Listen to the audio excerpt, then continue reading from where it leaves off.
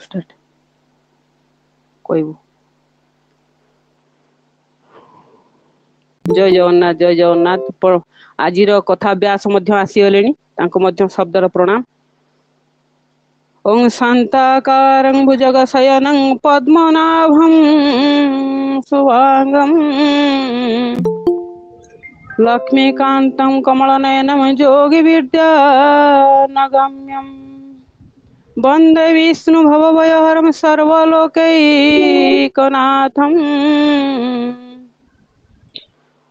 ओं नमो भगवते वासुदेवाय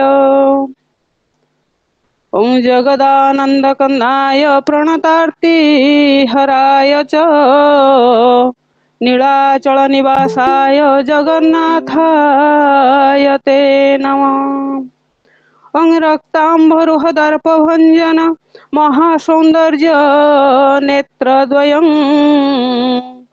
मुक्ताहार विलम्बिहे मुकुटं रत्नोज्ज्वल कुण्डलम् वर्षा मेघ समान नीलवपुषं ग्रैवय हरान्वित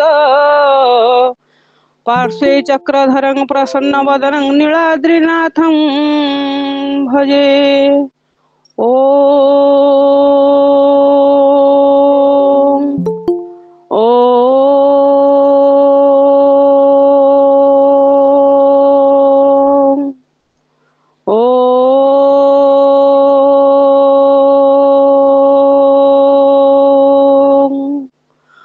नमो भगवते वासुदेवाय सृष्टिर आद्य ध्वनि ओम परम पूज्य प्रातः स्मरणीय भारत माता कोटि ओडियार मौड़मणि प्रभु श्री जगन्नाथ अभय चरण कमल तले अनंत कोटि प्रणाम सह महाप्रभु को सुस्वागत आज पवित्र 196तम श्रीमद भगवती संध्या को आगमन करने विनम्रतार सह गुहारी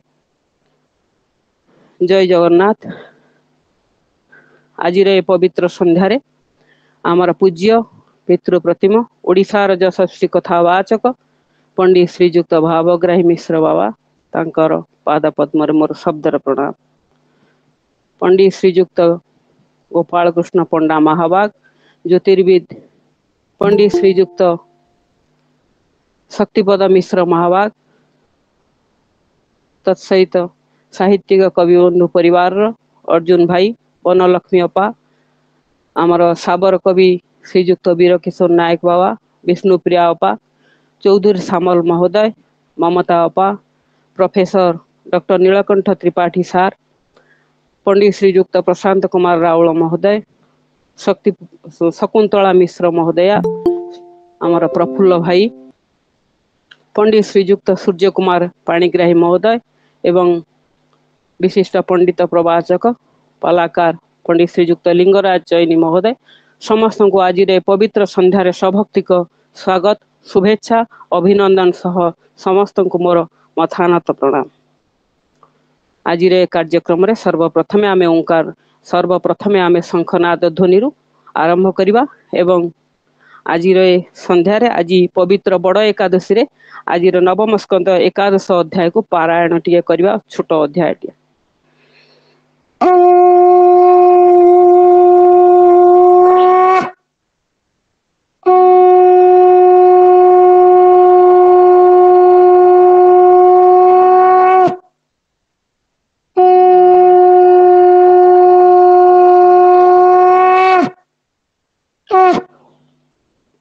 ओं नमो भगवते वासुदेवाय ओं नीलाचल निवासाय नित्याय परमात्मने बलभद्र सुभद्राभ्यं जगन्नाथाय ते नमः ओं नमो भगवते वासुदेवाय नवम स्कंद एकादश अध्याय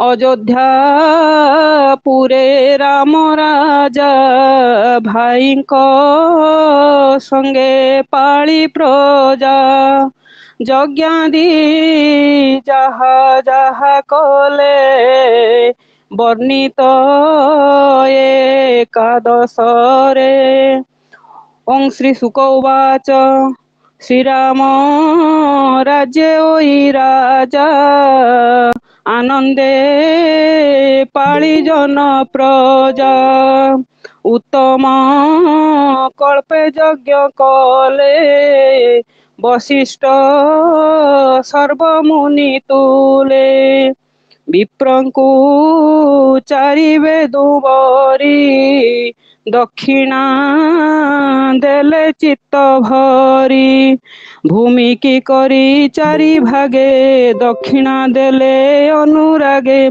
হোতাଙ୍କୁ ପୂର୍ବ ଦିଗ ଦେଲେ ଅଧୈର୍ଯ୍ୟ ପଶ୍ଚିମେ କଳ୍ପିଲେ ଉତ୍ତର ଦିଗ ସାମଗାନେ ବ୍ରହ୍ମାଙ୍କୁ ଦକ୍ଷିଣ ବିଧାନେ ବ୍ରାହ୍ମଣେ ଦେଇ ଚାରି ଦିଶ ଆଚାର୍ଯ୍ୟ ଦେଲେ ଅବଶେଷ ସୀତା ସଙ୍ଗତେ ରଘୁପତି ଆଚରି ଗୃହସ୍ଥଙ୍କ ଗତି ଅନେକ ବସ୍ତ୍ର ରତ୍ନ ଧନେ ସନ୍ତୋଷ କରି ସର୍ବଜନେ ଆଚରି ଗୃହ ମେଧି ଧର୍ମ ବେଦ ବିହିତ ଯେତେ କର୍ମ ব্রাহ্মণে দেখি সাধু কথা শ্রীরাম পাদে কলে চিন্তা রামଙ୍କ নিকটে মিলিলে অনেক স্তুতি বাক্য কলে কহিলে প্রিয় ভাব বহি ভোনাথ এথে কার্য নাহি আম্ভে কহিলু বেদ ধর্মে তোতে ন জানি মতি ভ্রমে তোহর রাজ্য তুহি নিয় আম্ভর হৃদে সদা থাও এমন্তে কেতে দিন গলা শুণহ গোবিন্দর লীলা দিনে କରାମ ରାତ୍ର କାଳେ ବୁଲନ୍ତି ନିଜ ଭୃତ୍ୟ ମେଳେ ଯଶ ଯଶ କେକି ଚିନ୍ତେ ଏମନ୍ତେ ବିଚାରି ଗୁପତେ শুনিলে এক গৃহাশ্রমে পত্নী কি বলে গুরু তুমি তু দৃষ্টা নারী ঘরু যাও মুন ছুঁইবি তোর দেহ অসতী পর গৃহাশ্রমী মুন হে রাম প্রায় কামী সেজন্যে সীতা ঘেনি ঘরে আনন্দে গৃহাশ্রম করে এমন্ত শুনি তার মুখে গৃহে মিলিলে মন দুঃখে শুনি ন লোক অপবাদ চিন্তা বসিলা রাম হৃদ সীতার গর্ভবাস দেখি তার বিচ্ছেদে হই দুঃখী এ লোক অপবাদ ভয় করিবি কেবল উপায় লক্ষ্মণ রাই রঘুনাଥ তা সঙ্গে ভাଳିলে একান্ত বইলে সীতাଙ୍କୁ বিপিনে নিবেশি আস তু বহনে তক্ষণে রাম আজ্ঞা পাই সীতাଙ୍କୁ বনে নেই থই সে মিଳେ বাল্মীকি ভুবনে বেনি কুমর জাত বনে বাল্মীকি ভ্রান্তি ছাড়ি মন নিজ কুটিরে দেলে স্থান করিলে জাত কর্মমান লবকু সজে দেলে নাম অঙ্গদ চিত্রকেতু দুই লক্ষ্মণ বীর্যে জাত হই তক্ষ পুষ্কল বেনি ভাই ভরত পত্নী গর্ভে হই সুবাহু শ্রুত সেন বীর হইলে শত্রুঘ্ন কুমার ভরত দিগ বিজে করি কোটি গন্ধর্ব বল মারি যুদ্ধে পাইলা ধন যেতে দেলা সে অগ্রতে শত্রুঘ্ন দিগ বিজে করি লবণ মধু পুত্র মারি মথুরাপুর মধুবনে পুরী স্থাপিলে প্রজাজনে এমন্তে কেতে দিনন্তে রাম চলন্তে সীতা পথে ରାମ ଆଗମ ଶୁଣି କର୍ଣ୍ଣେ ତକ୍ଷଣେ ବରୁଣ ଭୁବନେ ଜାନକୀ ହୋଇଲେ ପ୍ରବେଶ ମନେ ଅନେକ କରି ରୋଷ ସୀତାର ନ ପାଇ ଉଦ୍ଦେଶ୍ୟ ରାମ ଚଳିଲେ ନିଜ ଦେଶ ରାମ ଯେ ଜାନକୀ ବିଚ୍ଛେଦେ ମନ ନ କଳ୍ପେ ରାଜପଦେ ସୀତାର ଗୁଣ ଚିନ୍ତି ମନେ ନିଦ୍ରା ନ ମାଡ଼ ନୟନେ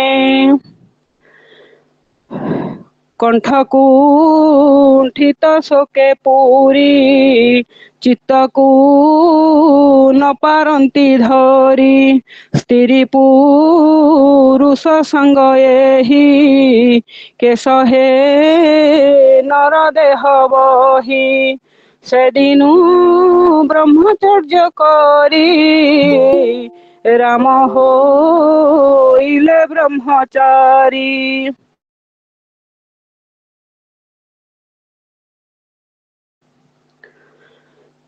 ସେଦିନୁ ବ୍ରହ୍ମଚର୍ଯ୍ୟ କରି ରାମ ହୋଇଲେ ବ୍ରହ୍ମଚାରୀ ବର୍ଷ ସହସ୍ର ସତ୍ରୟୋଦଶ ନିରତେ ବ୍ରହ୍ମଚାରୀ ବେଶ ଅଖଣ୍ଡ ଅଗ୍ନିହୋତ୍ର କଲେ ବଶିଷ୍ଠ ଆଦି ମୁନି ତୁଲେ ଦକ୍ଷିଣା ଦେଲେ ତୋଷ ଚିତ୍ତେ ସନ୍ଧ୍ୟା ମଧ୍ୟାହ୍ନେ ଅବିରତେ ସଂସାରେ ଥୋଇ ନିଜ ଯଶ ସ୍ୱଧାମେ ହୋଇଲେ ପ୍ରବେଶ ବୋଲନ୍ତି ଶୁକ ବ୍ରହ୍ମ ଋଷି ଶୁଣ ହୋ ରାଜା କୁରୁବଂଶୀ ରାମଚରିତ ତୋ ଅଗ୍ରତେ ସଂକ୍ଷେପେ କହିଲି ମୁଁ ତୋତେ ଯେହା ଶ୍ରବଣେ ଶୁଣନ୍ତି ଦୁର୍ଗମ ସଙ୍କଟୁ ତରନ୍ତି ବୋଲଇ ବିପ୍ର ଜଗନ୍ନାଥ ନବମ ସ୍କନ୍ଦେ ଭାଗବତ ରାମଚରିତ ପୁଣ୍ୟ କଥା ଯେଣେ ଖଣ୍ଡଇ ଭବ ବ୍ୟଥା ଗୋବିନ୍ଦ ଗୋବିନ୍ଦ ଗୋବିନ୍ଦ ପଦୁ ଗଳଇ ମକରନ୍ଦ ଶ୍ୟାମ କରନ୍ଦ ପାନ କରି ହେଳେ ତରନ୍ତି ବ୍ରଜ ନାରୀ ସେ ବ୍ରଜ ନାରୀଙ୍କ ପୟରେ ମନ ରହୁ ନିରନ୍ତରେ ମନ ନିରନ୍ତରେ ଥାଉ হা কৃষ্ণ বলি জীব যাও হা কৃষ্ণ বলি যাও জীব মোতে উদ্ধর পদ্মনাভ ইতি শ্রীমদ্ ভাগবতে মহাপুরাণে পারমহংস্যং সংহিতায়াং নবম স্কন্ধে শ্রীরামচরিতং নাম একাদশ অধ্যায়।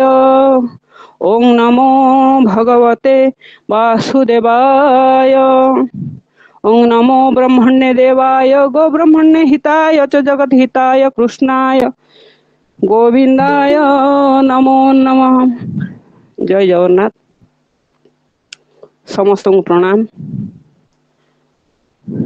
ପରେ ପରେ ଆମ ସହିତ ପଣ୍ଡିତ ଅନାଦିଚରଣ ମାହାଳି ମହୋଦୟ, ବୈଜ୍ଞାନିକ ଅରୁଣ ଭାଇ, ବାସନ୍ତୀ ତ୍ରିପାଠୀ ମହୋଦୟା, ଆମର ଭୋଗୀ କୁଁୱର ମହୋଦୟ, ବିଷ୍ଣୁପ୍ରିୟା ପାଣିଗ୍ରାହୀ ମହୋଦୟା, ଆମର ବିଷ୍ଣୁପ୍ରିୟା ଅପା, ଦ୍ରୌପଦୀ ପଣ୍ଡା ମହୋଦୟା, ଗଣେଶ ଭାଇ, ଜଗନ୍ନାଥ ଷଡ଼ଙ୍ଗୀ ମହୋଦୟ, କୃପା ସିନ୍ଧୁ ଡାଙ୍ଗ ଆଜ୍ଞା, ପଣ୍ଡିତ ଶ୍ରୀଯୁକ୍ତ ପଦ୍ମନାଭ ପାଣିଗ୍ରାହୀ ମହୋଦୟ, ପରଶୁରାମ ନାୟକ ଆଜ୍ଞା, ପ୍ରମୋଦ କୁମାର ସାହା ମହୋଦୟ, ରବୀନ୍ଦ୍ରନାଥ ପଣ୍ଡା ମହୋଦୟ, ରମାକାନ୍ତ ପାଢ଼ୀ ଭାଇ, ରୀତା ଭଉଣୀ, ଆମର ମା ସଂଯୁକ୍ତା ରାଉତ ମହୋଦୟା, ସୁଷମା ମା, ଆମର ପଣ୍ଡିତ ଶ୍ରୀଯୁକ୍ତ ଶ୍ୟାମ ସୁନ୍ଦର ଦାସ ବାବା, ସମସ୍ତଙ୍କୁ ଆଉ ଥରେ ଆଜିର ଏ ପବିତ୍ର ସନ୍ଧ୍ୟାକୁ ସ୍ୱାଗତ, ଶୁଭେଚ୍ଛା, ଅଭିନନ୍ଦନ ସହ ସମସ୍ତଙ୍କୁ ମୋର ଆଭୂମ ଦଣ୍ଡବତ ମଥାନତ ପ୍ରଣାମ।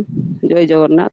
ଆଜିର ଏ ସାହିତ୍ୟିକ କବିବନ୍ଧୁ ପରିବାରର 196ତମ ଶ୍ରୀମଦ ଭଗବତୀୟ ସନ୍ଧ୍ୟାରେ आज पवित्र बड़ एकादशी ए बड़ एकादशी आम आज टे पारायण कर समस्ते निश्चित भाव श्रवण करेंगे जहा हो आपण मान सदैव उपस्थिति मु सर्वदा कृतज्ञ आम परिवार परिवार समस्त सदस्य आपण मान पाखरे कृतज्ञ। बर्तमान आम एकादश अध्यायर आलोचना को श्रवण करवा।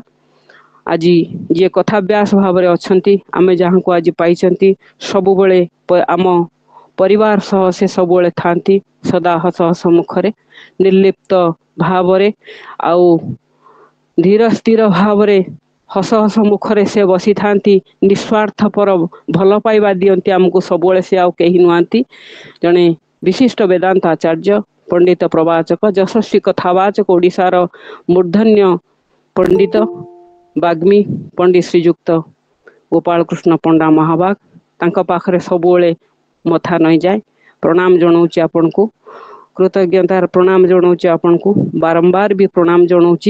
सुस्वागत महाभाग आज व्यासासन उपवेशन करी ए नवम स्कंद एकादश अध्याय को आपण आलोचना करबा हेबे। सुस्वागत प्रणाम आज्ञा प्रणाम सुस्वागत।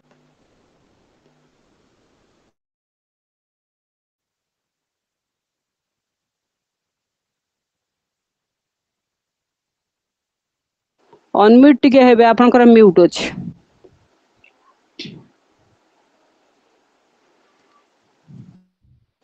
नहीं शुभु नहीं आपन कथा शुभु नहीं।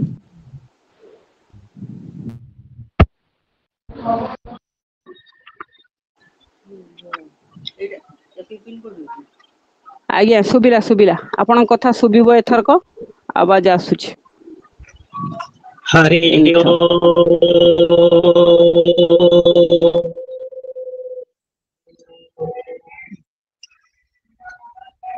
मंगलं योगिवर्याय महनीय गुणाब्धये गंगातीरनिवासाय श्री शिवानंदाय मंगलम गंगातीरनिवासाय श्री चिदानंदाय मंगलम सर्वंतरनिवासाय श्री नारायणाय मंगलम नारायणाय विद्महे वासुदेवाय धीमहि तन्नो विष्णु प्रचोदयात्। जगदानंदगंधाय प्रणतार्तिहराय च नीलाचलनिवासाय जगन्नाथाय ते नमो। प्रातः स्मरामि रघुनाथ मुखारविन्दं मन्दस्मितमधुरभाषि विशालभालं कर्णाम्बलम्बितकुण्डलसूरिगण्डं कर्णान्तदीर्घनयनं नयनाभिरामम्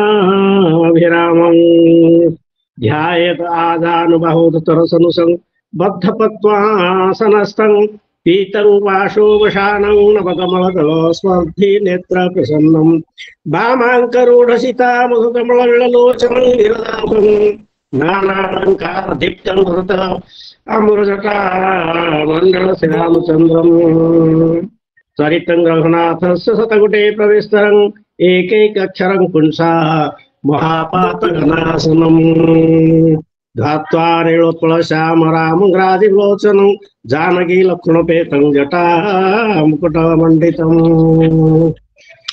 ओं रामाय रामचंद्राय रामभद्राय रामचंद्राय वजसे रघुनाथाय नाथाय सीतया पतये नमः। श्री राम राम रघुनंदन राम राम श्री राम राम भरताग्रज राम राम श्री राम राम रणगर्कश राम राम श्री राम राम शरणं भव राम राम श्री रामचंद्र चरणं मनसा स्मरामि श्री रामचंद्र चरणं वचसा गृह्णामि श्री रामचंद्र चरणं शिरसा नमामि श्री रामचंद्र शरणं शरणे प्रपद्ये। माता राम मत पिता रामचंद्र स्वामी राम मत सखा रामचंद्र सर्वस्व में रामचंद्र दयालु नान्यं जाने नैव जाने न जाने दक्षिणे लक्ष्मण देश वामे च जनकात्मो त्वजा पुरतो मारुतिजस्य तं वन्दे रघुनन्दनं लोकाभिरामं रणरङ्गधीरं राजीवनेत्रं रघुवंशनाथं कारुण्यरूपं करुणाकरन्तं श्रीरामचन्द्रं शरणं प्रपद्ये। मनोजवमारुततुल्यवेगं जितेन्द्रिय बुद्धिमता वरिष्ठं भातात्मजं भानरदूतं मुख्यं श्रीरामदूतं शरणं प्रपद्ये। हरि ओम कृष्णाय वासुदेवाय देवकी नंदनाय च नंदगोपकुमाराय गोविंदाय नमो नमः। ओम नमो भगवते वासुदेवाय। जगतरनाथ जगन्नाथ महाप्रभु सद्गुरुदेव स्वामी शिवानंद महाराज, सद्गुरुदेव स्वामी चिदानंद महाराज, करुणा वरुणालय श्री रामचंद्र भगवान, जगत जननी माता सीता ठाकुराणी, लक्ष्मणलाल, भरतलाल, शत्रुघ्नलाल, अंजनेय भगवान एवं आज साहित्यिक कविबंधु परिवार बालेश्वर पूज्य सभापति पूज्य संचालिका महोदया एवं आमर समस्त जिते पंडित माने ज्ञानी गुणी पंडित श्रोता समस्त हृदय विराजमान करिथिबा से परम ब्रह्म परमात्मा चरण कमल रे सेवकर साष्टांग प्रणिपात। आज गतकाली आम राम कथा शुणुले, राम नामर महिमा शुणुले, वंदना करुले, अयोध्या को वंदना करुले, बंदौ अवधपुरी अति पावनी कहते। आज से सब वर्णना करवा, राम को लीला श्रवण करवा, अयोध्या लीला श्रवण करवा, अयोध्यावासी कथा भी टी आलोचना करवा। यही समस्त कथा आज जदि अध्याय छोट कि भितर विषय बहुत बड़, ताकू जेते वर्णना कले भी से सर ना। गत थर आमर पूज्य पूज्य पंडित पद्मनाभ पाणिग्राही भाई ताकू वर्णना करथिले 10म अध्याय भगवान कर से लीला कथा। भगवान जहा करती सब लीला एक कथा आम आलोचना कर गीतार। भगवान कौन कर्म से कर्म करते ना, कौन क्रिया ना। आम जहा कर कर्म, किंतु आमर कर्म को आम भगवान पाखे समर्पण कर दे, फल आशा न रखी, आसक्ति न रखी आम से कर्म को अकर्म रे परिणत कर दे परिबा। बा से कर्म को आम क्रिया जार कि फल रहिबो नाही से भली आम परिणत कर दे परिबा। भगवान आमको से कथा शिखै छथि। तेणु आमर सब जगह हूँ कर्म, से कर्म को आम निष्काम भाव कले से निष्काम कर्म हो जाए, एवं निष्काम कर्मर कौन फल नहीं। निष्काम कर्मर फल हूँ भगवत प्राप्ति। किंतु यही सब कर्म जिते जहाँ करुचु सब कर्म पाई फल गोटे गोटे रखाई, आम से कर्मर फलटा भोग करुचे। से कर्म फल सब गुजला बंधी ताको कर्माशय भाव आमर कारण शरीर भितर रही। जिते आम ज्ञान उदय हो ज्ञान अग्नि सर्वकर्माण भस्मसात कुरुते तथा से ज्ञान अग्नि द्वारा आम से आम पाखे जिते कर्माशय ताको ध्वंस करदे आमर मुक्ति हो। नहले कर्मफल थिबा पर्यंत जन्म मृत्यु चक्र आम बोलुवा। ये आमको शिखै कृष्ण भगवान गीतार। राम भगवान मत से कथा कहते एठी नाही। ये रामचरित मानस राम भगवान दिने सब प्रजा मान को डाकिले। बर्तमान तो राम राज्य चली, राम राज्य उपर अति सुंदर वर्णना हो सारी आपण शुणी सारी। बर्तमान राम उत्तर चरित्र शेष भाग एवं ये भगवान डाकी समस्त कहते बड़ भाग मानुष जन्म पावा, सुर दुर्लभ देहि ग्रंथ निगावा। मनुष्य जन्म पाइबा हूँ अति बड़ भाग्य। भाग्य थिले ही मनुष्य जन्म मिले। एवं भगवान आमको दया करी कृपा करी मनुष्य जन्मटी देइछन्ति। से कहते भगवान राम भी डाकी सब कहते बड़ भाग मानुष जन्म सुर दुर्लभ जय ग्रंथ निगावा। देवता मान को मत मनुष्य जन्म मिलेनि, से मनुष्य जन्म पाइबा छटपट हुअन्ति। कहीं थे से मनुष्य जन्म पाई मनुष्य देवता हो सीधा सड़क के देवता होती। हाँ ସେମାନେ ଚାହୁଁଥିଲେ ମନୁଷ୍ୟ ଜନ୍ମ ପାଇଲେ ଏଇ ଯୋଉ ଭୂମି ମର୍ତ୍ତ୍ୟ ଭୂମିକୁ ଯିବା, ଏଇଟା ହଉଛି ମୃତ୍ୟୁ ଭୂମି, କିନ୍ତୁ ଏଇଟା ହଉଛି ଧର୍ମ ଭୂମି, କର୍ମ ଭୂମି, ମୁକ୍ତି ଭୂମି। ମୋକ୍ଷ ଏଠି ପାଇପାରିବା, ଆଉ କୋଉଠି ନାହିଁ। ଯେମିତି ଆମର ଚତୁର୍ଦ୍ଦଶ ଭୁବନ ଭିତରେ ଧନ୍ୟ ତାକୁ ସରଳ ଭାବରେ ବୁଝିବାକୁ ଗଲେ ଗୋଟେ 14 ତାଲା କୋଠା ହେଇଛି, ଗ୍ରାଉଣ୍ଡ ଲେଭେଲ ଉପରେ 7 ଅଛି, ତଳେ ଗ୍ରାଉଣ୍ଡ ଭିତରେ ଆଉ 7ଟା ହଲ୍ ଅଛି। ଆପଣ ବଡ ବଡ ଇଏ ଗୁଡାକ ଗଲେ ଦେଖିବେ, ହସ୍ପିଟାଲ ଗୁଡାକୁ ସେମାନେ ତାଙ୍କର କରିଛନ୍ତି କେତେ। ଆପଣ ଯଦି ପଦାକୁ ଯିବେ ମୁକ୍ତି ପାଇବେ, କୋଉଠି ଆସିଲେ ହବ ନା କେବଳ ଏ ମର୍ତ୍ତ୍ୟଭୂମିକୁ ଆସିଲେ ଏଠି ମୁକ୍ତି ପାଇବେ। ଏଇଠୁ ଏକା ଆଉଟଲେଟ, ବାହାରକୁ ଯିବାର ରାସ୍ତା ଅଛି। ଆପଣ ଉପରକୁ କେତେ ପଳେଇଲେ ମଧ୍ୟ ପଦାକୁ ଆସିପାରିବେନି, ଉପରେ ଆସିବେ, ତଳକୁ ପଳେଇଲେ ମଧ୍ୟ ପଦାକୁ ଆସିପାରିବନି। କେବଳ ଏ ମର୍ତ୍ତ୍ୟଭୂମିକି ଆସିଲେ ହିଁ ଆମେ ଏଇ ଜନ୍ମ ମୃତ୍ୟୁ ଚକ୍ରରୁ ଉଦ୍ଧାର ପାଇବାର ବାଟଟା ଅଛି। ଏଇ ବାଟରେ ଏକା ସିଧା ସମ୍ପର୍କ ଅଛି ଭଗବାନଙ୍କର ବୈକୁଣ୍ଠ ଧାମ ସହିତ। ସେଇଟା ମନୁଷ୍ୟ କୁ ଉଦ୍ଧାର ପାଇବା ପାଇଁ ଭଗବାନ କୃଷ୍ଣ ବହୁତ କଥା କହିଲେ, ଆଉ ରାମ ମଧ୍ୟ ସେ କଥା କହିଲେ। ଏବେ ତମେ କରିବ ନାହିଁ ବୋଲେ କଣ ହବ କହିଛନ୍ତି, କହିବେ ତା ରେଜଲ୍ଟ। ସୋ ପରତ ଦୁଃଖ ପାବଇ ଶିର ଶୁଣି ମୈଥୁନି ହୋନି, କାଳ ହି କର୍ମ ହି ଈଶ୍ୱର ହି ସଦା ନିନ୍ଦା କରେ। ତାଙ୍କୁ ସବୁ ନିନ୍ଦା କରିବ, ମୋର କାଳକୁ ଆସିଲା, କର୍ମକୁ ଆସିଲା, ଈଶ୍ୱର ଏମିତି କଲେ। ଆରେ ବାବୁ ତମେ ସେ କିଛି କରିନାହାନ୍ତି, ତମେ ଯାହା କର୍ମ କଲ ସେଇ କର୍ମର ଫଳ ଅନୁସାରେ ତମେ ଏଇ ଜନ୍ମ ମୃତ୍ୟୁ ଚକ୍ରରେ ବୁଲୁଛ। ଏଣୁ ସମସ୍ତେ ସେମାନେ ଆସିଛନ୍ତି କେବଳ ଆମକୁ ଉଦ୍ଧାର କରିବା ପାଇଁ। ଭଗବାନଙ୍କର ପ୍ରିୟ କହିଲେ, ପ୍ରିୟ ହଉଛି ଭକ୍ତ।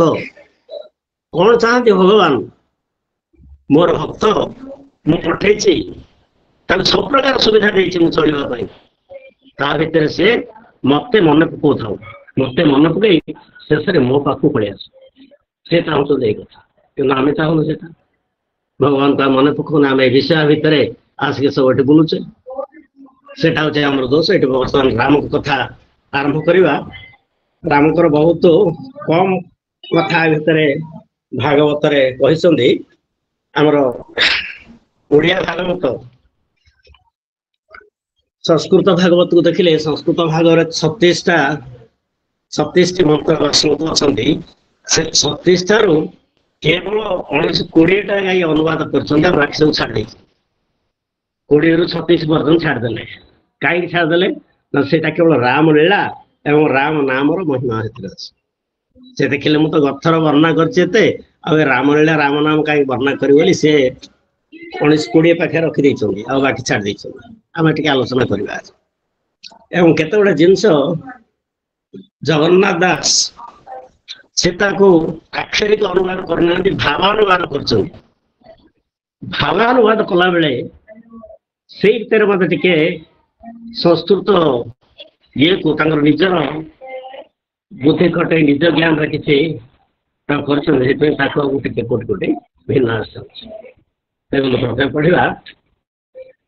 ହରି ଓಂ ନମୋ ଭଗବତେ ବାସୁଦେବାୟ। ଏକାଦଶ ଅଧ୍ୟାୟ।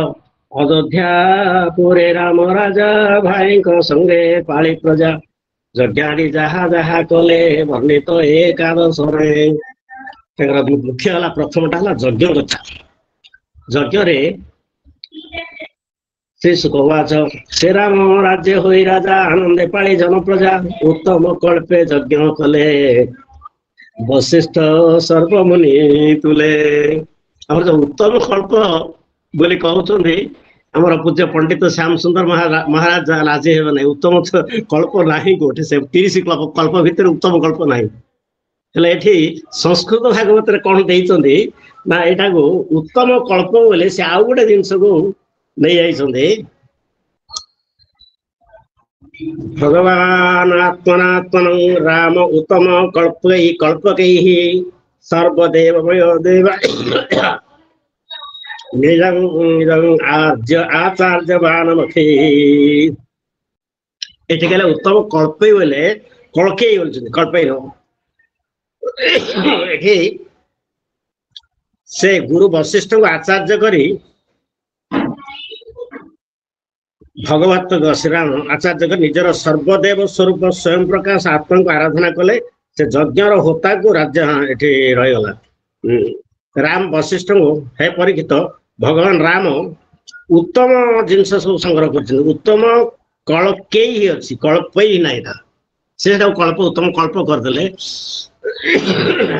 उत्तम सामग्री सब संग्रह कले संग्रह करे से यज्ञ कले ये टिके उत्तम कल्प ही पढ़ले कल्प भीतर उत्तम कल्प ना तेणु से उत्तम जिनस सब संग्रह करी उत्तम भाव यज्ञ करने चेष्टा कले।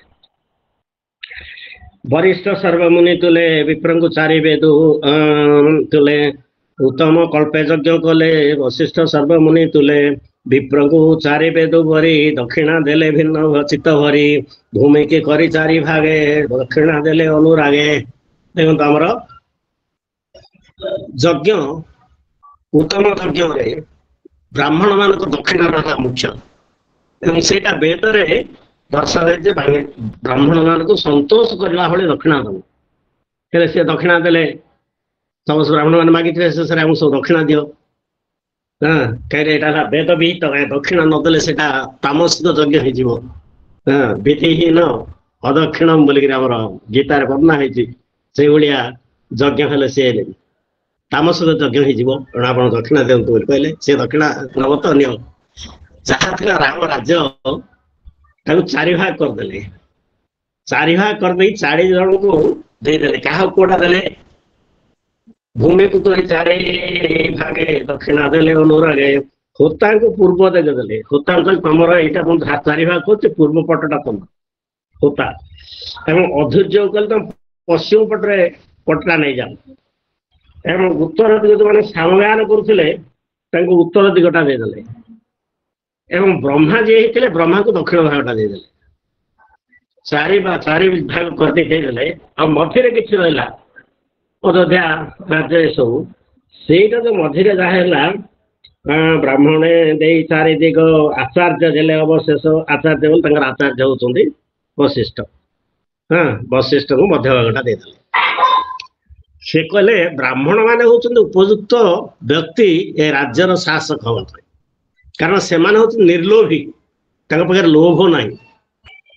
हाँ भगवान से कथा कही निर्लोभी जे थे ब्राह्मण मैंने भारी लोभी बोलते कहे जो पुरोहित मैंने आसिले किंतु से जो ज्ञानी ब्राह्मण से कहले आमर कौन हम भगवान तो एत जिनस सब जिनस भगवान से कथा कहले कौन कहते आचार्य विषय सीता संगते रघुपति आचरे गृहस्थ गति अनेक वस्त्र रत्न धने संतोष करी सर्वजने।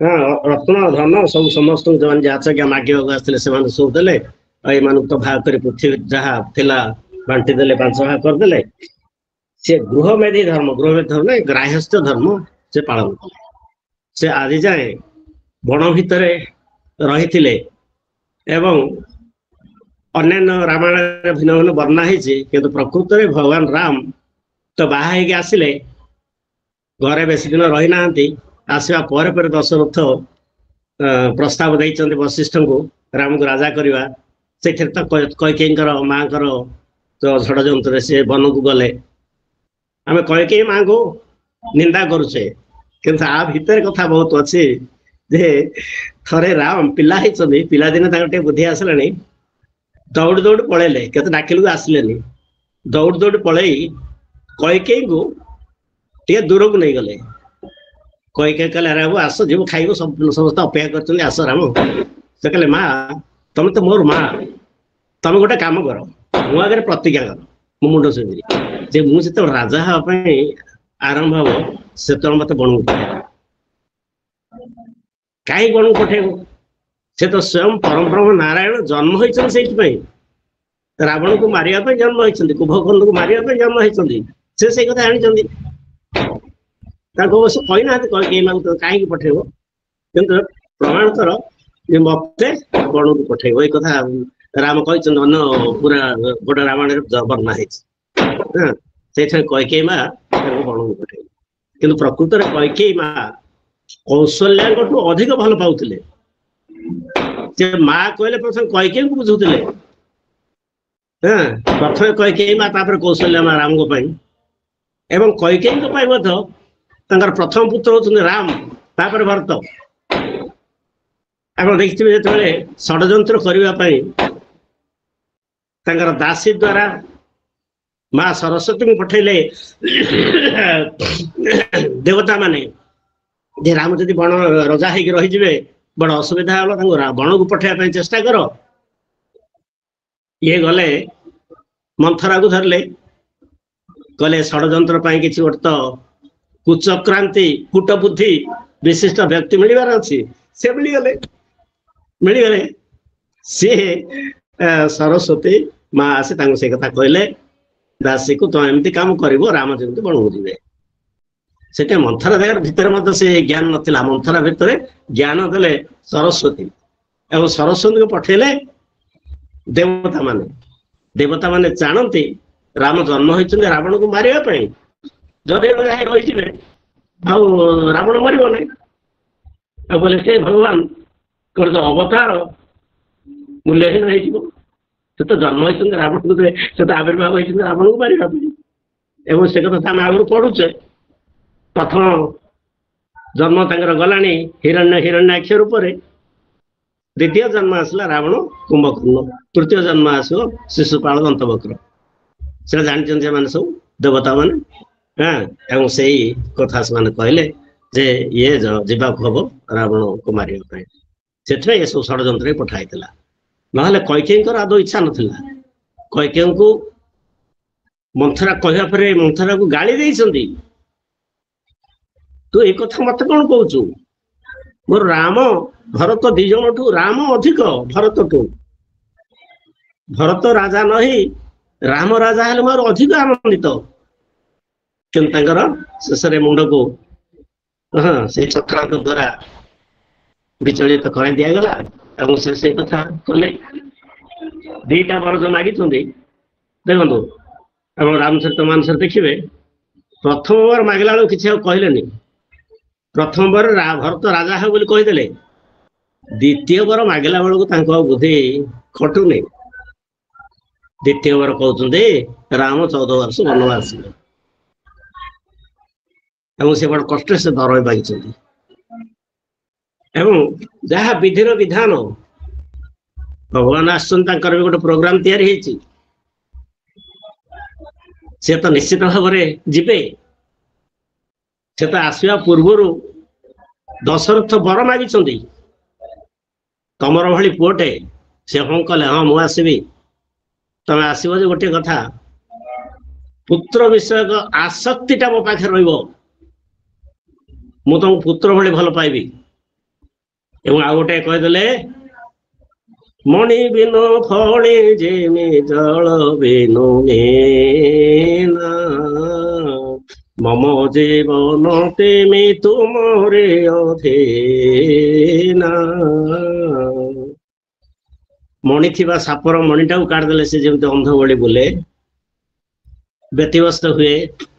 ମାଛକୁ ପାଣିରୁ ବାହାର କରିଦେଲେ ସେମିତି ଛଟପଟ ହେଇକିରି ମରେ, ସେମିତି ମୁଁ ମଧ୍ୟ ତମ ବିନା ମରିବି ଭଗବାନ। ହଉ କଲେ, ସେଟା ମୁଁ ଦେଲେ। ପ୍ରଥମ ବର ଦେଲେ, ଦ୍ୱିତୀୟ ବାର କିଛି ନ କହିଥିଲେ ହୁଏତ ଦଶରଥ ଏଇଭଳି କଷ୍ଟ ପାଇନଥାନ୍ତେ, କିନ୍ତୁ ସେ ମାଗିଥିଲେ ବର। ମଣି ବିନୁ ଫଣି ଯେମି ଜଳ ବିନୁ ମୀନା, ମମ ଜୀବନ ତେମି ତୁମର ଅଧୀନ। ତମେ ପଳେଇଲେ ମୁଁ ବି ସେ ଛଟପଟ ହେଇକି ମରିବି। ମାଗିଥିଲେ ବର। ସେଇ ବର ସବୁ ଗୁଡାକ ଆଗରୁ ସବୁ ଯୋଗାଡ଼ ହେଇଥାଏ। ପ୍ରତ୍ୟେକ କାର୍ଯ୍ୟ ପଛରେ ଗୋଟେ ଗୋଟେ କାରଣ ଥାଏ। ଭଗବାନଙ୍କୁ ବନକୁ ପଠେଇବାର କାର୍ଯ୍ୟ, ତା ଭିତରେ କାରଣ ହଉଛି ଭଗବାନ ଆବିର୍ଭାବ ହେଇଛନ୍ତି ଅସୁର ମାନଙ୍କୁ ନିପାତ କରିବା ପାଇଁ। ସେ ନ ଯାଇଥିଲେ ଅସୁର ମାନେ ମରିଥାନ୍ତେ କି? ହେଇନଥାନ୍ତା। ସେଇଥିପାଇଁ ସେ ବାଧ୍ୟ ହେଇକରି ଯିବାକୁ ପଡିଲା। ଏବଂ ସେଇଠି ଭଗବାନ ରାମଙ୍କର ଏଇଠି ଦେଖିବା ତ ଯଜ୍ଞ କଥା। ଯଜ୍ଞ ତ ଏଇଟା ଦେଖିଲେ ଆମେ ଯେ ଏଇଟା କଳ୍ପଟା ଉତ୍ତମ କଳ୍ପ ରୁହେ, ସେ ଉତ୍ତମ ଜିନିଷ ସଂଗ୍ରହ କରିଥିଲେ ଏବଂ ଦକ୍ଷିଣା ଦେବା କଥା ଶୁଣିଲେ। ଦକ୍ଷିଣା ପରେ ସିଏ ଗୃହମେଧି ଧର୍ମରେ ଗୃହସ୍ଥ ଧର୍ମ ଆଚରଣ କଲେ। ଗୃହସ୍ଥ ଧର୍ମ ଆଚରଣ କରିବା ପରେ ଦେଖନ୍ତୁ, ଏଇଠି ତାଙ୍କର ବ୍ରହ୍ମଚର୍ଯ୍ୟ ବ୍ରତ ଭଙ୍ଗ ହେଲା। ସେ ତ ବିବାହ ପୂର୍ବରୁ ବ୍ରହ୍ମଚର୍ଯ୍ୟ ପାଳନ କରୁଥିଲେ ଗୁରୁଙ୍କର ନିର୍ଦ୍ଦେଶରେ। विवाह हवा परे मध्य बणरे मध्य रामचंद्र भगवान से ब्रह्मचर्य व्रत पालन करछन्ति मां सीता सहित एवं एठी आसला परे एठी रजा हला परे से गृहस्थ धर्म आचरण कले देखो एठी ता पूर्व गृहस्थ पूर्व होत ब्रह्मचर्य धर्म से ब्रह्मचर्य पालन कर एवं वेद विहित जिते कर्म ब्राह्मण देखी करला ब्राह्मण देखी साधु कथा से राम पाद कले चिंता राम को निकट मिले अनेक स्तुति वाक्य कले कहले प्रिय भाव बही गुणाथ एथे कार्य नहीं ए हम सब ब्राह्मण लोक आम ए राजकार्य जानिछु कि आमको देले आम शासन करि परिबु कि आम सिना राजा को उपदेश देबु हमर गोटे अछि काले वसंत पर्जनः पृथ्वी सस्यशालिनी देशयं क्षोभ रहित ब्राह्मणा सन्तु निर्भया ब्राह्मण माने निर्भय घरवा कहीं कहते ना ब्राह्मण माने उपदेश दियंती जे उपदेश देव सी निर्भय लोक देखो रावणर काल से कहीं मरिया ये है ना तार जो मंत्री माने थिले केवल प्रिय कथा कहले से निर्भय ना डरुले कहवाई डरी डरी सब कथा कहते से जी डरी डरी मंत्री माने कहती तेज तार शासन एवं से वंश निपात हम रावण से गोटे कारण एवं यही से सब ब्राह्मण माने कहले आम सब उपदेश देवा गला आम सब कौन करूँ ये राज्य सब आपंकर आपण रखु आपण आम हृदय विराजमान करूँ जानी से ब्रह्मज्ञ ब्राह्मण ब्रह्म जानाति ब्राह्मण से जानी आपण आम शरीर भितर अंत हृदय विराजमान करी आमको उपयुक्त मार्ग में परिचालित करंतु आपण आम तो राज्य परिचालन करूँ आसिले पुरी नमस्कार फेरई देले से रामकर जो राजा थिला से सेमते अखंड राजा राजा राजत्व रहिला से ब्राह्मण माने कहउछन कहीं हम दक्षिणा कहीं मागिलु ना सेटा होचे वेद धर्म वेद रे अछि जे यज्ञ करिया पर दक्षिणा दवा हबो सेठी हम सब दक्षिणा मागिलु सेटा वेद धर्म पालन करियो ख ब्राह्मण माने सेठे से कहले आम्भे कहिलु वेद धर्मे तुते न जानी मति भ्रमे तुझे एते उदार आपण एते उदार नब सबु नहीं जाओ से केवल निज व्यवहार पर जो टिके रखिचंदी मां कर सेमति निज व्यवहार पर टिके अलंकार वस्त्र अछि आ सब दान कर देले हां सेठो ब्राह्मण माने तांकर महत्व बुझिले गुरुत्व बुझिले कहि तोहर राज्य तु ही नियो आमर हृदय सदा दक्षिणा पर आपण आमको दे दियो आपण रहंतु आम हृदय रे हां सब आम हृदय रहंतु कहले एमंते केते दिन गला सुनो गोविंदर लीला कहले एभली भाबरे रामकर दिन चलला अति सुंदर भाबरे जो अयोध्या तार वर्णना आगुरु हे सारची एवं अयोध्यार वर्णना हमर सीता वनवास रे गंगाधर मेहर अति सुंदर भाव वर्णना करते सेटा को आम टिके टिके पढ़ीदबा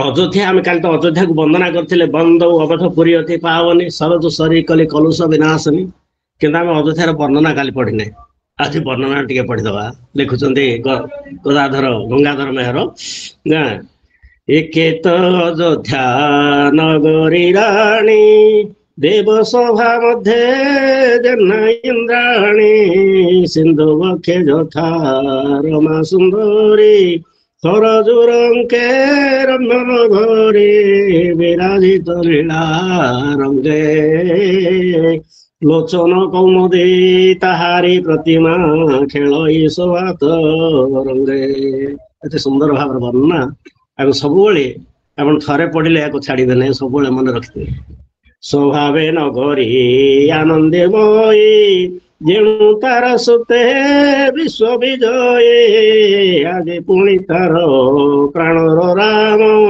ସର୍ବଗୁଣା କର କରୁଣା ଧାମ ଦେବ ବୋଲି ଯୁବ ରାଜ ଭବନେ ଭବନେ ମହାମହୋତ୍ସବ ଲାଗିଅଛି ଆଜ। ରାମ ଯୁବରାଜ ହେବା ପାଇଁ ବନବାସ ଯିବା ପୂର୍ବରୁ ସେଇ ସମୟର ବର୍ଣ୍ଣନା ଏଟା ଏବଂ ସେ ସବୁ ସଜା ହେଇଛି। ଉଡ଼ଇ ପତାକା ଶ୍ରେଣୀ ଅମ୍ବରେ ମଙ୍ଗଳ ବାଜଣା ବାଜେ ସୁସ୍ୱରେ ଶୁଭଇ ଚୌଦିକେ ଶୁଭ ସଙ୍ଗୀତ ଧୂପ ପୁଷ୍ପ ଗନ୍ଧେ ପୁରୀ ପୁରୀତ ମହାନନ୍ଦେ ପୁରବାସୀ ବିବିଧ ବିଧାନେ ରତନର ନାରୀ ରାମ ଶୁଭ ମନାସୀ। ସମସ୍ତେ ଜୟ ଜୟ ରାମ କହୁଛନ୍ତି। ଭାଳ ବୃଥା ଦୁବା ରୁଣ୍ଡ ଦାଣ୍ଡରେ ଜୟ ଜୟ ରାମ ଧ୍ୱନି ତୁଣ୍ଡରେ ସିନ୍ଧୁନାଦ ପ୍ରାୟ ଶୁଭେ ଚହଳ ଲହରୀ ପରାଏ ଲୋକ ଗହଳ ପ୍ରସାଦ ଶିଖରେ ଠୁଳ ଘନ ନୀଳ କେଶୀ ବିଦ୍ୟୁତ ନୟନ ଅଯୋଧ୍ୟାର ମଣି କୂଳ। ରାମ ଯୁବରାଜ ହେ ବୋଲି ଯେମିତି ବର୍ଣ୍ଣନା ହେଇଛି ଯେଭଳିଆ ଥିଲେ ସେଇ କଥା ରାମ କେତେବେଳେ ଇଏ ହେଲେ ରଜା ହେଲେ ସେଇ ସମୟରେ ମଧ୍ୟ ସବୁ ସେଇଭଳିଆ ବର୍ଣ୍ଣନା କରିଛନ୍ତି। ତାପରେ ଆମର ଆଉ ଗୋଟେ କଥା ଆସିଲା ଭଗବାନ ରାମ ଏକାନ୍ତ ଭ୍ରମଣ କଲେ ରାତିରେ ଗୁପ୍ତରେ ଅନ୍ଧାରୀ ବିଜେ କହନ୍ତି ବା ଛଦ୍ମବେଶ ବୋଲି କହନ୍ତି। ହଁ କାହାକୁ ସାଙ୍ଗରେ ନେବେନି ଏକୁଟିଆ ଯିବେ କିଏ କଣ କହୁଛନ୍ତି ଦେଖିବା ପାଇଁ ସେଇ କଥା ଆସିଲା। ହଁ ଯେ ଦିନେକ ରାମ ରାତ୍ର ଗାଳେ ବୁଲନ୍ତି ନିଜ ଭୃତ୍ୟ ମେଳେ ଯଶ ଅଯଶ ଦେଖି ଚିନ୍ତେ ଏମନ୍ତ ବିଚାରେ ଗୋପତେ ଶୁଣିଲେ ଏକ ଗୃହାଶ୍ରମେ ପତ୍ନୀ କି ବୋଲେ ଗୁରୁ ତମେ ଦୁଷ୍ଟା ନାରୀ ପରୁ ଯାଅ ମନ ଛଇ ଭିତର ଦେହ ଅସତୀ ପର ଗୃହାଶ୍ରମୀ ମୁନୁହେ ରାମ ପ୍ରାୟ କାମୀ ଯେ ସେ ଜେନେ ସୀତା ଘେନି ଘରେ ଆନନ୍ଦେ ଗୃହାଶ୍ରମ କରେ ଏମନ୍ତ ଶୁଣି ତାର ମୁଖେ ଗୃହେ ମିଳିଲେ ମନ ଦୁଃଖେ। ସ୍ୱାମୀ ପୁରୁଷ ସ୍ତ୍ରୀ ସ୍ୱାମୀ ସ୍ତ୍ରୀ ଦି ଜଣ ଝଗଡା କରୁଛନ୍ତି। ଅନ୍ୟ ଜାଗାରେ ବର୍ଣ୍ଣନା ହେଇଛି ଯୋଉଠି ଯେ ତାଙ୍କର ସ୍ତ୍ରୀ କୁଆଡେ ଅନ୍ୟ କୁଆଡେ ଯାଇନଥିଲେ ବାପ ଘରକୁ ଯାଇଥିଲେ। ବାପ ଘରକୁ ଯାଇ କିଛି ଦିନ ରହିଗଲେ ଅଧିକ ଦିନ ରହିଗଲେ। ସେ କହିଲେ ଏତେ ଦିନ ଯାଇକି ସେ ବାପ ଘରେ ରହିଲୁ ଏଠି ବାପ ଘର କଥା ଉଠିନି କିନ୍ତୁ ପ୍ରକୃତ ଅନ୍ୟ ଜାଗାରେ ବାପ ଘର ରହିଛି। ଆଉ ଗୋଟେ ଜିନିଷ ଆମେ ସବୁବେଳେ କହୁଛେ ଧୋବା ଧୋବଣୀ ମାଡ଼ ଲାଗିଲେ ବୋଲି ଏଠି ସେଇ କଥା ନାହିଁ। ହଁ ଏଠି ବ୍ୟାସ ମହାରାଜ ବି ଲେଖି ନାହାନ୍ତି ସେମାନଙ୍କ ଜାତିରେ ଧୋବା ଧୋବଣୀ ବୋଲି କିନ୍ତୁ ଇଏ ମଧ୍ୟ ଜଗନ୍ନାଥ ଦାସ ମଧ୍ୟ ଲେଖି ନାହାନ୍ତି ସେ କୌଣସି ଗୋଟେ ସ୍ୱାମୀ ସ୍ତ୍ରୀ। ହଁ କିନ୍ତୁ ଆମର ଧାରଣା ଗୋଟେ ଅଛି ଯେ ଏଇ ଧୋବା ଧୋବଣୀ ମାଡ଼ ଲାଗିଲେ ସେମାନଙ୍କ ମାଡ଼ଟା ମାନେ ଗଣ୍ଡଗୋଳଟା ରାମଙ୍କ କାନରେ ପଡିଲା। ଯେ ଯାହା ହଉ ସେ ଜଣେ ସାଧାରଣ ସ୍ୱାମୀ ସ୍ତ୍ରୀ ଏଠି କୌଣସି ଜାତି ପ୍ରତି କିଛି ଲେଖା ହେଇନି। ଦିଟା ସଂସ୍କୃତରେ ମଧ୍ୟ ସେ କଥା ନାହିଁ। ଏବେ ଏମାନେ କଣ କଲେ ତାର ସ୍ତ୍ରୀକୁ ସେ ଗାଳି ଦଉଛି ତୁ ନଷ୍ଟ ହେଇଗଲୁ ଦୋଚାରୁଣ ହେଇଗଲୁ ତୁ ଏତେ ଦିନ ଯାଇକିରି ବାହାରେ ରହିଲୁ। ସେ କହୁଛି ମୁଁ ବାହାରେ ବାପ ଘରେ ରହିଲି ଏବଂ ସିଏ ସାଙ୍ଗେ ସାଙ୍ଗେ ସ୍ତ୍ରୀ ସ୍ୱାମୀ କହୁଛି ମୁଁ ରାମଙ୍କ ଭଳିଆ କାମୀ ନାହିଁ ଯେ ସିଏ ବହୁତ ଦିନ ଧରି ସୀତା ବାହାରେ ରହିଲେ ମଧ୍ୟ ରାବଣ ପୁରୀରେ ଅସୁର ପୁରୀରେ ରହିଲେ ମଧ୍ୟ ତାକୁ ଗ୍ରହଣ କଲେ। ସେଇ କଥା ରାମଙ୍କୁ ବହୁତ ବାଧିଲା।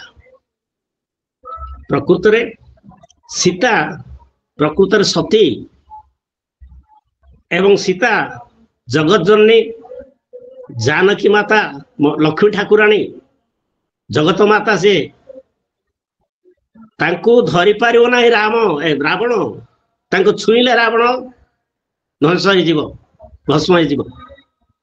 ସେଇଥିପାଇଁ ରାମ ଆଉ ଗୋଟେ କାମ କଲେ ସୀତାଙ୍କୁ କହୁଛନ୍ତି ଏଇ ଯୋଉ ଇଏ ମୃଗ ଆସିଲା ସ୍ୱର୍ଣ୍ଣ ମୃଗ ଆସିବା ପୂର୍ବରୁ ସେ କହନ୍ତି ସୁନହୁ ପ୍ରାଣ ପ୍ରିୟା ସୁଶୀର ସୁଶୀଲା ମଇ ଏକ କରବ ମାନବ ତନୁ ଲୀଳା ପାବନ ମଧ୍ୟ ତୁମ ରକର ନିବାସ जेहि लागे करिबे असुर कुल नासा। देखो तो ये रहा जो ग्रंथर माने जहाँ आम पढ़ुचे तार पछरे जोड़े कथा सब अच्छे गोटे लौकिक आ गोटे अलौकिक एटा अलौकिक घटना एटा सीता माँ को राम कहते सीते तमे अग्नि रे रही जाओ मु गोटे नरलीला करुची मनुष्य भाया लीला करी मनुष्य भाया लीला कांदी जाकि कार स्त्रीटा पड़े आम हठात कांदुना आम खोजुचे क्यों से अधीर रही कांदुंट जदि सी परम ब्रह्म परमात्मा से जानी सब कथा निजर कथा जानी सीता को आसी रावण नब जानी तेणु कहले तमे अग्नि भितर रही जाओ आ तुम गोटे माया सीता गोटे सृष्टि कर रखी दियो आश्रम आप जान स्वर्णमृग पछे गोटे पलैले स्वर्णमृग से हूँ मारिच तार मरवा समय आसा रख हे लक्ष्मण बोली डाकिले सीता देखिले लक्ष्मण को डाकुचंदी किए राम आउ किए डाकिबेनी हाँ असुर कहीं लक्ष्मण को डाकिबो से कौन करछि एठी आ गोटे तत्व गोटे अच्छी गुरु तत्व गोटे मारिच चाणी चिन्हिछि एमानकु सब हेले राम से राम राम कहि मला क्यों डाकिला प्रथम लक्ष्मण को डाकिबार तात्पर्य है से लक्ष्मण को गुरु भाव में वर्ण कला गुरु नथिले भगवान को केम डाक लक्ष्मण को गुरु एवं राम होती इष्टदेव लक्ष्मण को डाकिदा रखे लक्ष्मण बोली गोटे पदटे गुरु रक्षा करते सब जीव मान को शिष्य मान को भक्त मान को एवं रख हे लक्ष्मण को डाकिला तो पदटा है गुरु को डाकिले तापर राम राम राम कह से शरीर त्याग कला एटा हूँ यार भीतर कथा अलौकिक कथा तो डाकिला शब्द शुभिला लक्ष्मण गले लक्ष्मण गला पर राम पचार लक्ष्मण तो पलि आसलु सीता आ थे सीता को से असुर मैंने खाई जाइए कि नहीं जाइए राम जाणी कहीदे लक्ष्मण को हाँ कहीं सब जगह कथा राम जानी लक्ष्मण जान नी सीता माँ रागिबारु बहुत ये सीता मत बहुत अपमान तो कथा भी कही न जीवारु से कहले रामंकर कौन क्षति हम जार केवल भ्रुकुटी आखि पता पड़े समग्र विश्व ध्वंस हो चाहिए ताकू किए कौन कर सीता शुणी ना बाध्य लक्ष्मण जाइए तीन टा गार काटी तीन टा गार डेम ना अवश्य सीता तीन टा गार को डेई पड़े डेईकि पलि आसले किंतु रावण से तीन गार डेईकि पलि जाई पारला नाही भीषण भाव में अग्नि प्रज्वलित है से गार उपर से आउ भीतर पशि पारला नहीं सीता माँ को डाकिला मत दीक्षा दियो आ सी तो हिंदू रमणी से सन्यासी मान को विश्वास कर निश्चित भाव में दीक्षा देवे रावण एठी छल कपट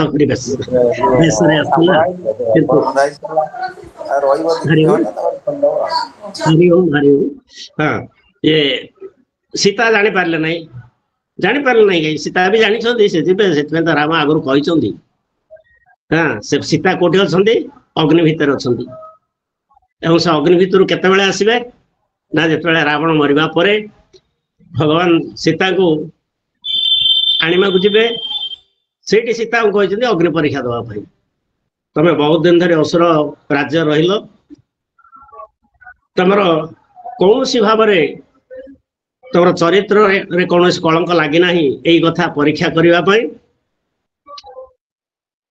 अग्नि रे प्रवेश कर सीता आदेश रे लक्ष्मण अग्नि प्रज्वलित कले से अग्नि भितर सीता पलैसी गले यही जो सीता पशिले ये हूँ माया सीता पशिले एवं प्रकृत सीता को अग्नि कोल धरी आनी भगवान को दान कले आप सीता को नियंतु से समस्ते देखिले समस्ते भाविले कौन ना जो सीता अग्नि रे प्रवेश कले से सीता को अग्नि आणिकी देले किंतु से सीता नुहति जो सीता प्रथम रू हाँ स्वर्ण मृग मारिबा आगुरु भगवान जोटा कही तुम भितर रह बोली से रही से सीता बर्तमान आसले से सीता को रावण राम जानी ସେ ନିର୍ଦ୍ଦୋଷୀ ହେଲେ ମଧ୍ୟ ଯେ ସେ ପ୍ରଜାନନ୍ଦ ରାମ ଅନ୍ୟମାନଙ୍କ କଥାରେ ପ୍ରଭାବିତ ହେଇ କହିଲେ ସମସ୍ତେ ନିନ୍ଦା କରିବେ ଆଉ କରି ଅର୍ଜୁନ ଇଏକୁ ଡାକିଲେ ଲକ୍ଷ୍ମଣକୁ ଡାକି ତାଙ୍କୁ କହିଲେ ଯେ ସୀତାଙ୍କୁ ବନରେ ଛାଡିଦବା। ସେତେବେଳେ ଲକ୍ଷ୍ମଣ ଯାଇଛନ୍ତି ସୀତାକୁ ଛାଡିବା ପାଇଁ। ସେଇଠି ଗୋଟେ ସୁନ୍ଦର ଆକୁ ଗଙ୍ଗାଧର ମେହର ଲେଖିଛନ୍ତି, ମଧୁସୂଦନ ରାଓ ଆକୁ ଗୋଟେ ସୁନ୍ଦର ଲେଖିଛନ୍ତି। ଅଗ୍ରଜ ଆଜ୍ଞା ବହ ସୌମିତ୍ରୀ ରଥି ରାମ ହୃଦୟ ଜ୍ୟୋତ୍ସ୍ନା ବୈଦେହୀ ସତୀ ବିସର୍ଜି ଭାଗୀରଥି ଗୀତିର କାନନେ ଲେଉଟାଇଲେ ରଥ ଥୟ ମନେ ଘନ ଘନ ଲୋତକ ଧାରା ନୟନୁ ଝରି ତିନ୍ତିଲା ବକ୍ଷ ତିନ୍ତିଲା ଧନୁ ଘୋର ଘର ଗୋସେ ପୁରୀ କାନନ ଚଳିଲା ହାହାର ବେଜନେ ଚନ୍ଦନ। କେମିତି ଲକ୍ଷ୍ମଣଙ୍କର ଅବସ୍ଥା ଦେଖନ୍ତୁ। ମା ସୀତାଙ୍କୁ ଛାଡିଦେଲେ ବନରେ। ଲକ୍ଷ୍ମଣ ବି ଜାଣିଛନ୍ତି ସୀତା ମା ନିର୍ଦ୍ଦୋଷୀ। ଆଉ ଅନ୍ୟର କଥା ଶୁଣି ରାମ ତାଙ୍କୁ ଛାଡିଦେଲେ। ଇଏ ପ୍ରଥମେ ପ୍ରତିବାଦ କରିଛନ୍ତି କିନ୍ତୁ ଶେଷରେ ଅଗ୍ରଜ ଆଜ୍ଞାବହ ରାମଙ୍କର ତ ଆଜ୍ଞାବହ ଇଏ ଶୁଣିଲେ, ବାଧ୍ୟରେ ନେଇକି ଛାଡିଲେ। ଛାଡିଲା ପରେ ମା ସୀତା କାନ୍ଦୁଛନ୍ତି। ସେଇ କ୍ରନ୍ଦନ ଶୁଭିଲା ସେଇ ଆଶ୍ରମରେ ପାଖ ବାଲ୍ମୀକି ଋଷିଙ୍କର ଆଶ୍ରମଟା ସେଠି ପାଖ। ବାଲ୍ମୀକି ଆସିଲେ, କହିଲେ ମା ତୁ କିଛି ଭୟ କରନା, ମୁଁ ସବୁ ଜାଣିପାରୁଛି, ତୁ ନିର୍ଦ୍ଦୋଷ, କିନ୍ତୁ ଅନ୍ୟର ସମାଲୋଚନା ଶୁଣି ପ୍ରଜାନନ୍ଦ ରାମ ତୋତେ ପଠେଇଦେଲେ ମୋ ପାଖକୁ। ଆଉ ମୁଁ ହଉଛି ତୋର ଶ୍ୱଶୁରଙ୍କର ସାଙ୍ଗ ଆଉ ତୋର ବାପାଙ୍କର ବି ସାଙ୍ଗ। ସେଇଥିପାଇଁ ତୋର ବାପା ଆଉ ଶ୍ୱଶୁର ଉଭୟର ମର୍ଯ୍ୟାଦା ଦେଇ ତୁ ଏଠି ରହ, ତୁ ବାପ ଘରେ କା ରହିବୁ, ଅନ୍ୟ କୁଆଡେ ଯିବୁ ନାହିଁ ବୁଝେଇଛନ୍ତି। ଏବଂ ତାଙ୍କୁ ଅନୁସୟା ଜଣେ ଥିଲେ ତାଙ୍କର ସେଠି ଇଏ ଜଣେ ଋଷି ମାତା, ତାଙ୍କର ଦାୟିତ୍ୱରେ ତାଙ୍କୁ ଦିଆହେଲା ଏବଂ ସେଇଠି ସେ ରହିଲେ। ଆନନ୍ଦରେ ରହିନାହାନ୍ତି, ରାମକୁ ତ ବିରହରେ ସେ ରାମକୁ ସବୁବେଳେ ମନେ ପକାଉଛନ୍ତି। ଆଉ ସେଠି ଅନୁସୟା ମା ତାଙ୍କର ସବୁ କଥା ପ୍ରଥମେ ଗଲା ଦିନ ଅତି ସୁନ୍ଦର ଭାବରେ ଆମର ସୀତା ବନବାସ କବିତାରେ ଲେଖିଛନ୍ତି। ଗଲାବେଳେ ମା କୋଉଠି ଖାଇଥିବେ କି ନାହିଁ, ଅନୁସୟା ମା ଆଣିଲେ ଦେଲେ ଖାଇବାକୁ। ସେ ଟିକେ ଲଜ୍ଜା କଲେ, ତାଙ୍କୁ କହୁଛନ୍ତି ଖା ମା ଘରେ ତୋର କି ଅଛି ଲାଜ, ଚାହିଁ ରଖିଛନ୍ତି ତତେ ତ ଏହି ସଖୀ ସମାଜ। ତ ଅନେଇ ରହିଛନ୍ତି, ତୁ କାହିଁ ଖାଇବୁନି, ତୁ ଖା, ତୋର ଯୋଉ ପିଲାମାନେ ପୁଅମାନେ ଅଛନ୍ତି ତୋର ଗର୍ଭରେ ସେମାନଙ୍କୁ ଭୋକ ହବନି, ତେଣୁ ତାଙ୍କ ପାଇଁ ତୁ ଖାଇବାକୁ ହବ। ମା ସେଠି କହିଛନ୍ତି ଗୋଟେ ସୁନ୍ଦର ଭାବରେ ଶେଷରେ କହିଲେ, ଯେଉଁ ସୁଖ ସତୀ ନଥିଲେ ବୁଝି ବାଲ୍ୟ ଜୀବନେ, ସେହି ସୁଖ ସତୀ ବୁଝିଲେ ଆଜି ବାଲ୍ମୀକି ବନେ। ମା କଣ, ମାର ସ୍ନେହ କଣ? ମାର ସ୍ନେହ ସେ ପିଲାଦିନ ତ ସେ ରାଜମହଲ ରହିଲେ, ଦାସୀ ମାନଙ୍କ ଭିତରେ ରହିଲେ, ଏବଂ ମାଙ୍କର ସ୍ନେହ କଣ ସେ ବୁଝିପାରିନଥିଲେ। କିନ୍ତୁ ମାକୁ ଛାଡିବା ପରେ, ଅଯୋଧ୍ୟାକୁ ଆସିବା ପରେ, ପୁଣି ସମସ୍ତଙ୍କୁ ତ୍ୟାଗ କରି ବନବାସ ଆସିବା ପରେ ସେଇଠି ଏ ଯୋଉ ଅନୁସୟା ମା ମିଳିଲେ, ସେ ମାଙ୍କର ଗୁରୁତ୍ୱ କେତେ, ସେ ଯୋଉଟା ପିଲାଦିନେ ବୁଝି ନଥିଲେ ଏବେ ସେ ମାର ସ୍ନେହଟାକୁ ବୁଝିଲେ। ସେଠି ଖାଇଲେ, ସୁନ୍ଦର ଭାବରେ ରହିଲେ। ଆପଣ ସେ ଇଏ ଯୋଉ ବର୍ଣ୍ଣନା କରୁଛନ୍ତି ମଙ୍ଗଳେ ଅଇଲା ଉଷା, ଯେ ସିଏ ହଉଛନ୍ତି ରାଜରାଣୀ, ତାଙ୍କୁ କେମିତି ସବୁ ରାଜରାଣୀର ସବୁ ସମ୍ମାନ ଦିଆ ହଉଛି ସେଇ କଥା ବର୍ଣ୍ଣନା କରାହେଇଛି। ସେଠି ସମୟ ହେଇଯାଉଛି, ଅବଶ୍ୟ ଆଉ କିଛି ନାହିଁ, ଅଳ୍ପ ଅଛି। ସେଥିପାଇଁ ଆମର ଆପଣ ତ ମାନେ ସମସ୍ତେ ଜାଣିଛନ୍ତି, ସେଟା ଆମର ପଢା ହଉଥାଏ। ମଙ୍ଗଳେ ଅଇଲା ଉଷା ବେକଚରା ଜୀବ ଦୃଷା, ଜାନକୀ ଦର୍ଶନ ତୃଷା ହୃଦୟରେ ବହି, କର କମଳେ ନିହାର ମୁକ୍ତା ଧରି ଉପହାର, ସତୀଙ୍କ ବାସ ବାହାର ପ୍ରାଙ୍ଗଣେ ରହି, କଳ କଣ୍ଠେ କହିଲା ଦର୍ଶନ ଦିଅ ସତୀ ରାତି ପାହିଲା। ମାନେ ପ୍ରଭାତ ଆସି ଗୋଟେ ବେଶରେ, ସ୍ତ୍ରୀ ବେଶରେ, ଏବଂ ସେ ଉପହାର ଧରି ଆସିଛି। କଣ ଆଣିଛି? କର କମଳେ ନିହାର, କର କମଳ ବୋଲି କମଳ ପତ୍ର, ତା ଭିତରେ ସବୁ ଛୋଟ ଛୋଟ ଇଏ ପଡିଛି, କାକର ପଡିଛି, ସେ କାକରେ ଯେମିତି ସୂର୍ଯ୍ୟ କିରଣ ପଡ଼ିଲେ ସେଟାକୁ ଝଲ ଝଲ ଦେଖାଯାଉଛି। ସେ ଗୋଟେ କର କମଳେ ନିହାର ମୁକ୍ତା ଧରି ଉପହାର ମୁକ୍ତା ଧରି ଆସିছে। ଆଉ ବାହାର ରହିକି ଡାକିଲା, ଭିତରକୁ ଯାଇପାରିଲା ନାହିଁ। କାହିଁକି ଯାଇପାରିଲାନି? କବାଟ ବନ୍ଦ ଅଛି, ଭିତରଟା ଅନ୍ଧାର ଅଛି। ଆଉ ଅନ୍ଧାର ଯୋଉଠି ଥିବ ସେଠି କେମିତି ଯିବ ଇଏ? ହଁ, ସେଥିପାଇଁ ଇଏ ଆସୁଛନ୍ତି, ଡାକୁଛନ୍ତି, ମା ଅନୁଷା, ମା ରାତି ପାଇଲାଣି ଆସ, ତ ଦର୍ଶନ କରିବା ପାଇଁ ସେମାନେ ସବୁ ଆସୁଛନ୍ତି। ସେ ଆସିଲେ, ଆସିଲା ପରେ ସେ ପ୍ରଥମେ ଉଠିବା ସାଙ୍ଗେ ସାଙ୍ଗେ ତାଙ୍କର କେମିତି ରାମ କଥା ମନେ ପଡିଲା ଏବଂ ଇଏକୁ ଗଲେ, ନଦୀକୁ ଗଲେ ସ୍ନାନ କରିବା ପାଇଁ। ସେ ନଦୀ କେମିତି ଭାବୁଛି ଯେ ମୁଁ କେଡ଼େ ଧନ୍ୟ, ମୋର ଦେହରେ ମୋର ଭିତରେ ଆସି ମା ସୀତା ସ୍ନାନ କଲେ। ଏସବୁ ଗୁଡାକ ଅତି ସୁନ୍ଦର ଭାବରେ ବର୍ଣ୍ଣନା ହେଇଛି। ସେ ସବୁ ଅତି ପୁରୁଣା କଥା। ଏବଂ ତାପରେ ସୀତା ସେଠି ରହିଛନ୍ତି। ତାଙ୍କର କିଛି ଦିନ ପରେ ଲବକୁଶ ଦିଟା ପୁଅ ଜନ୍ମ ହେଲେ ଏବଂ ପୁଅ ମାନଙ୍କୁ ତାଙ୍କର ସମସ୍ତ ଜନ୍ମ ହବା ପରେ ଯାହା ଯାହା ପୂଜା ପାଠ କ୍ରିୟା କରିବା କଥା ସେ ସବୁ ଗୁଡାକ ବାଲ୍ମୀକି ମହାରାଜ କଲେ। ଆଉ ବାଲ୍ମୀକି ମହାରାଜ କରିବା ପରେ ସେମାନେ ଭାରି ସାହସୀ ଯୋଦ୍ଧା, ତାଙ୍କୁ ଯୁଦ୍ଧ ବିଦ୍ୟା ବି ଶିଖେଇଛନ୍ତି ବାଲ୍ମୀକି ମହାରାଜ। ଏବଂ ସେମାନେ ଭାରି ସାହସୀ। ଗୋଟେ ଦିନର ଘଟଣା, ଯୋଉଠି ଲବକୁଶ ଖେଳୁଛନ୍ତି ସେଇ ପାଖ ଗଛ ମୂଳରେ ଗୋଟେ ବିରାଟ ନାଗସାପ ଦିଟା ଅଛନ୍ତି। ଦିନେ ବାଲ୍ମୀକି ମହାରାଜ ଜଣେ ଶିଷ୍ୟକୁ ପଠେଇଲେ, କହିଲେ ଯିବ ସେଇ ଯୋଉ ନାଗସାପ ଦି ଜଣ ଅଛନ୍ତି ତାଙ୍କୁ କହିବ ଏଠି ଲବକୁଶ ଖେଳୁଛନ୍ତି, ତାଙ୍କର ସେ କୁଆଡେ ଡରିବେ ବା ତାଙ୍କର କିଛି ଅସୁବିଧା ହବ, ତମେ ସ୍ଥାନ ଛାଡି ପଳାଅ, ଅନ୍ୟତ୍ର ଯାଇ ରହ, ସେଇଠି ରହନି। ଶିଷ୍ୟ ଆସିଲେ, ଶିଷ୍ୟ ଆସିବା ପରେ ଲବକୁଶ ପଚାରୁଛନ୍ତି କଣ କଲା? ନା ଗୁରୁଦେବ ପଠେଇଛନ୍ତି ସେଇ ସାପ ଦିଟାକୁ ଏଠୁ ଘଉଡି ଦେବା ପାଇଁ, ଗୁରୁଦେବଙ୍କ ଆଦେଶ, ତମେ ଯାଅ ଏଠୁ ବୋଲି। ନା ନା ନା, ଗୁରୁଦେବଙ୍କୁ କହିଲ ଆମେ ସବୁ ମନା କରୁଛୁ। କାହିଁକି ମନା କରୁଛୁ? ନା ସେମାନେ ଏତେ ଦିନ ହେଲା ଅଛନ୍ତି, ବରଂ ଆମ ସାଙ୍ଗରେ ଖେଳୁଛନ୍ତି, କିନ୍ତୁ ସେମାନେ ଆମର କିଛି କ୍ଷତି କରିନାହାନ୍ତି। ଏଣୁ ନା ନା ଗୁରୁଦେବଙ୍କର ଆଦେଶ, ନା ଗୁରୁଦେବଙ୍କ ଆଦେଶ ହେଲେ ଆମର ଅନୁରୋଧ କହିଦିଅ ଯେ ସେମାନେ ଆମର କିଛି କ୍ଷତି କରୁନାହାନ୍ତି, ଆମେ ଆରାମରେ ତାଙ୍କ ସହିତ ଖେଳୁଛୁ। ମାନେ ଏତେ ଶାନ୍ତିର ଯୋଉ ବାତାବରଣ, ସମସ୍ତେ ସେଠି ଶାନ୍ତିରେ ଥିଲେ, କାହା ମନରେ ହିଂସା ନାହିଁ। ଯୋଉଠି ସର୍ବତ୍ର ଅହିଂସା, ସେଠି ହିଂସ୍ରିକ ଜନ୍ତୁ ମାନେ ମଧ୍ୟ ଅହିଂସ୍ର ହେଇଯାଆନ୍ତି, ହିଂସ୍ରିକ ହୁଅନ୍ତି ନାହିଁ। ତାର ଆମର ଏମିତି ଉଦାହରଣ କେତେ ଗୋଟେ ଅଛି। ଥରେ ଦିଲ୍ଲୀ ଯାଇଥିଲେ ଆମର ଚିଦାନନ୍ଦ ମହାରାଜ, ଗଲେ ଗୋଟେ ବାଘ ଅଛି, ସେ ଭାରି ଭୟଙ୍କର, ସେ ପାଖକୁ କେହି ଯାଆନ୍ତି ନାହିଁ। କିଏ ଗଲେ ସେ ହାତ ବଢେଇ ତାଙ୍କୁ ରାମ୍ପି ଦବ, ସମସ୍ତେ ମନା କରନ୍ତି। ଇଏ ଗଲେ ଦେଖିବା ପାଇଁ, ଯାଇ ସେ ବାଘ ପାଖକୁ ଜାଲିକି ଲଗେଇକିରି ଇଏ ମୁହଁ ପଳେଇଲେଣି। ଯାଇ କଣ କରିଛନ୍ତି ନା ତାର ମୁଣ୍ଡରେ ହାତଟା ଦେଲେ, ସିଏ ତାଙ୍କର ହାତଟାକୁ ଚାଟୁଛି।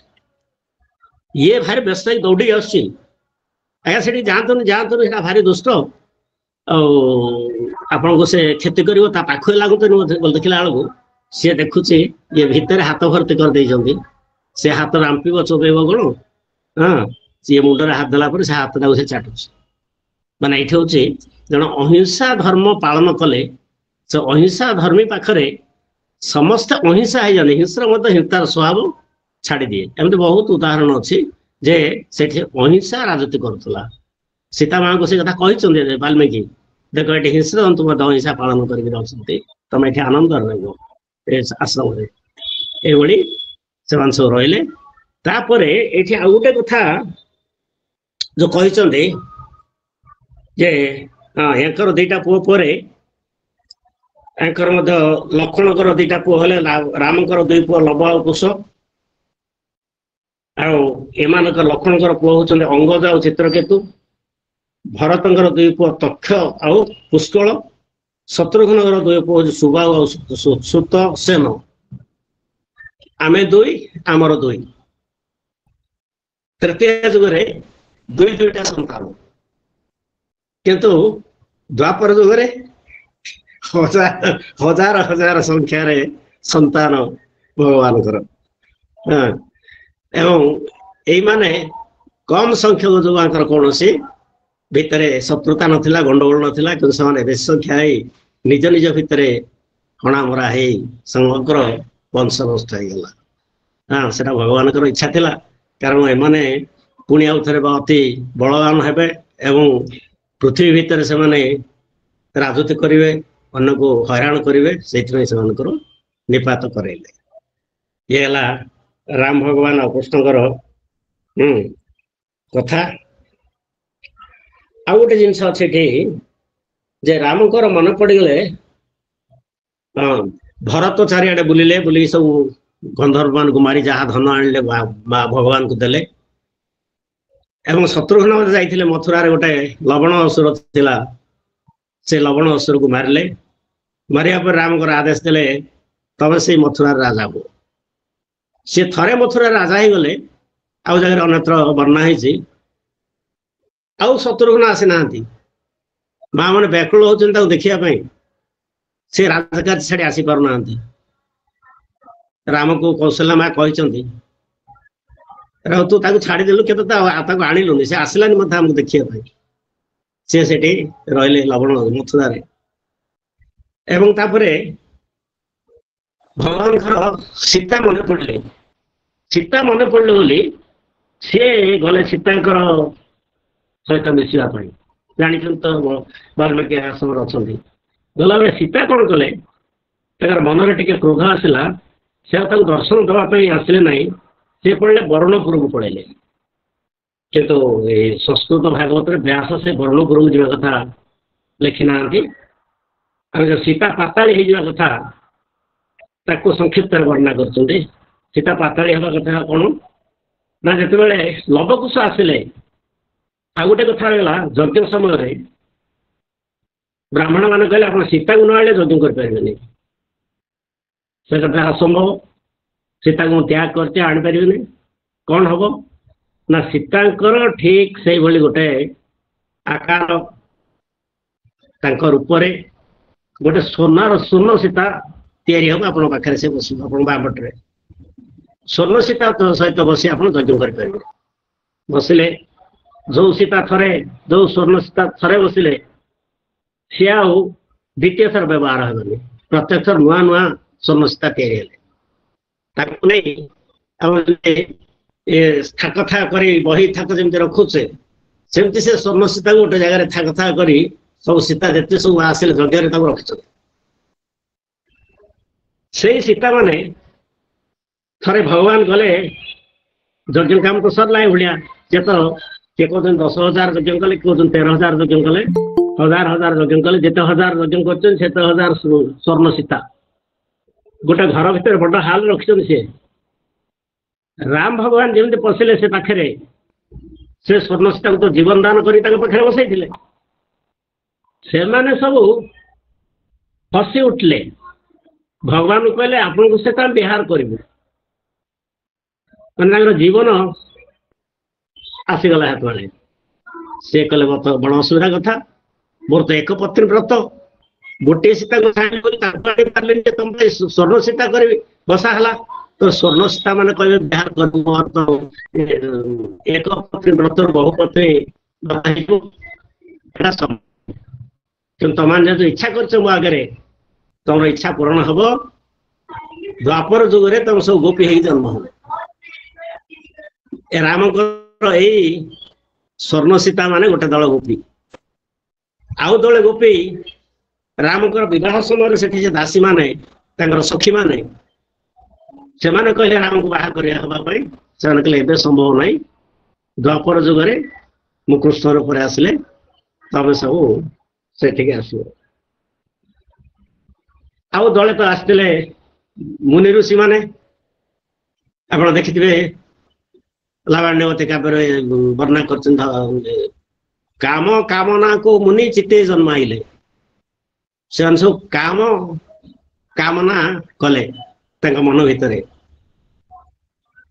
से सब से कहले तमें आसब द्वापर गोपी जन्म हम मो सहित रासलीला कर या भितर गोटे आ गोटे कथा आसी जे तो से ब्रह्माकार वृत्ति थांती सब ब्रह्म को चिंता कर भगवान को देखी काम कामना केमती है साधारण मनुष्य भली से देखिले सीता गोटे जड़े स्त्री से राम को पाखे अच्छा ଆମେ ମଧ୍ୟ ସ୍ତ୍ରୀ ହେଲେ ତାଙ୍କୁ ଆମକୁ ଭଗବାନ ଆମ ସହିତ ବିହାର କରନ୍ତେ ବୋଲି ସେମାନେ ସବୁ ଅତି ସୁନ୍ଦର ବେଶ ସଜେଇଛନ୍ତି ତାକୁ ସୁନ୍ଦର ଭାବରେ ବୈଦେଶ ବିଳାସରେ କବି ସମ୍ରାଟ ଉପେନ୍ଦ୍ର ଭଞ୍ଜ ଲେଖିଛନ୍ତି।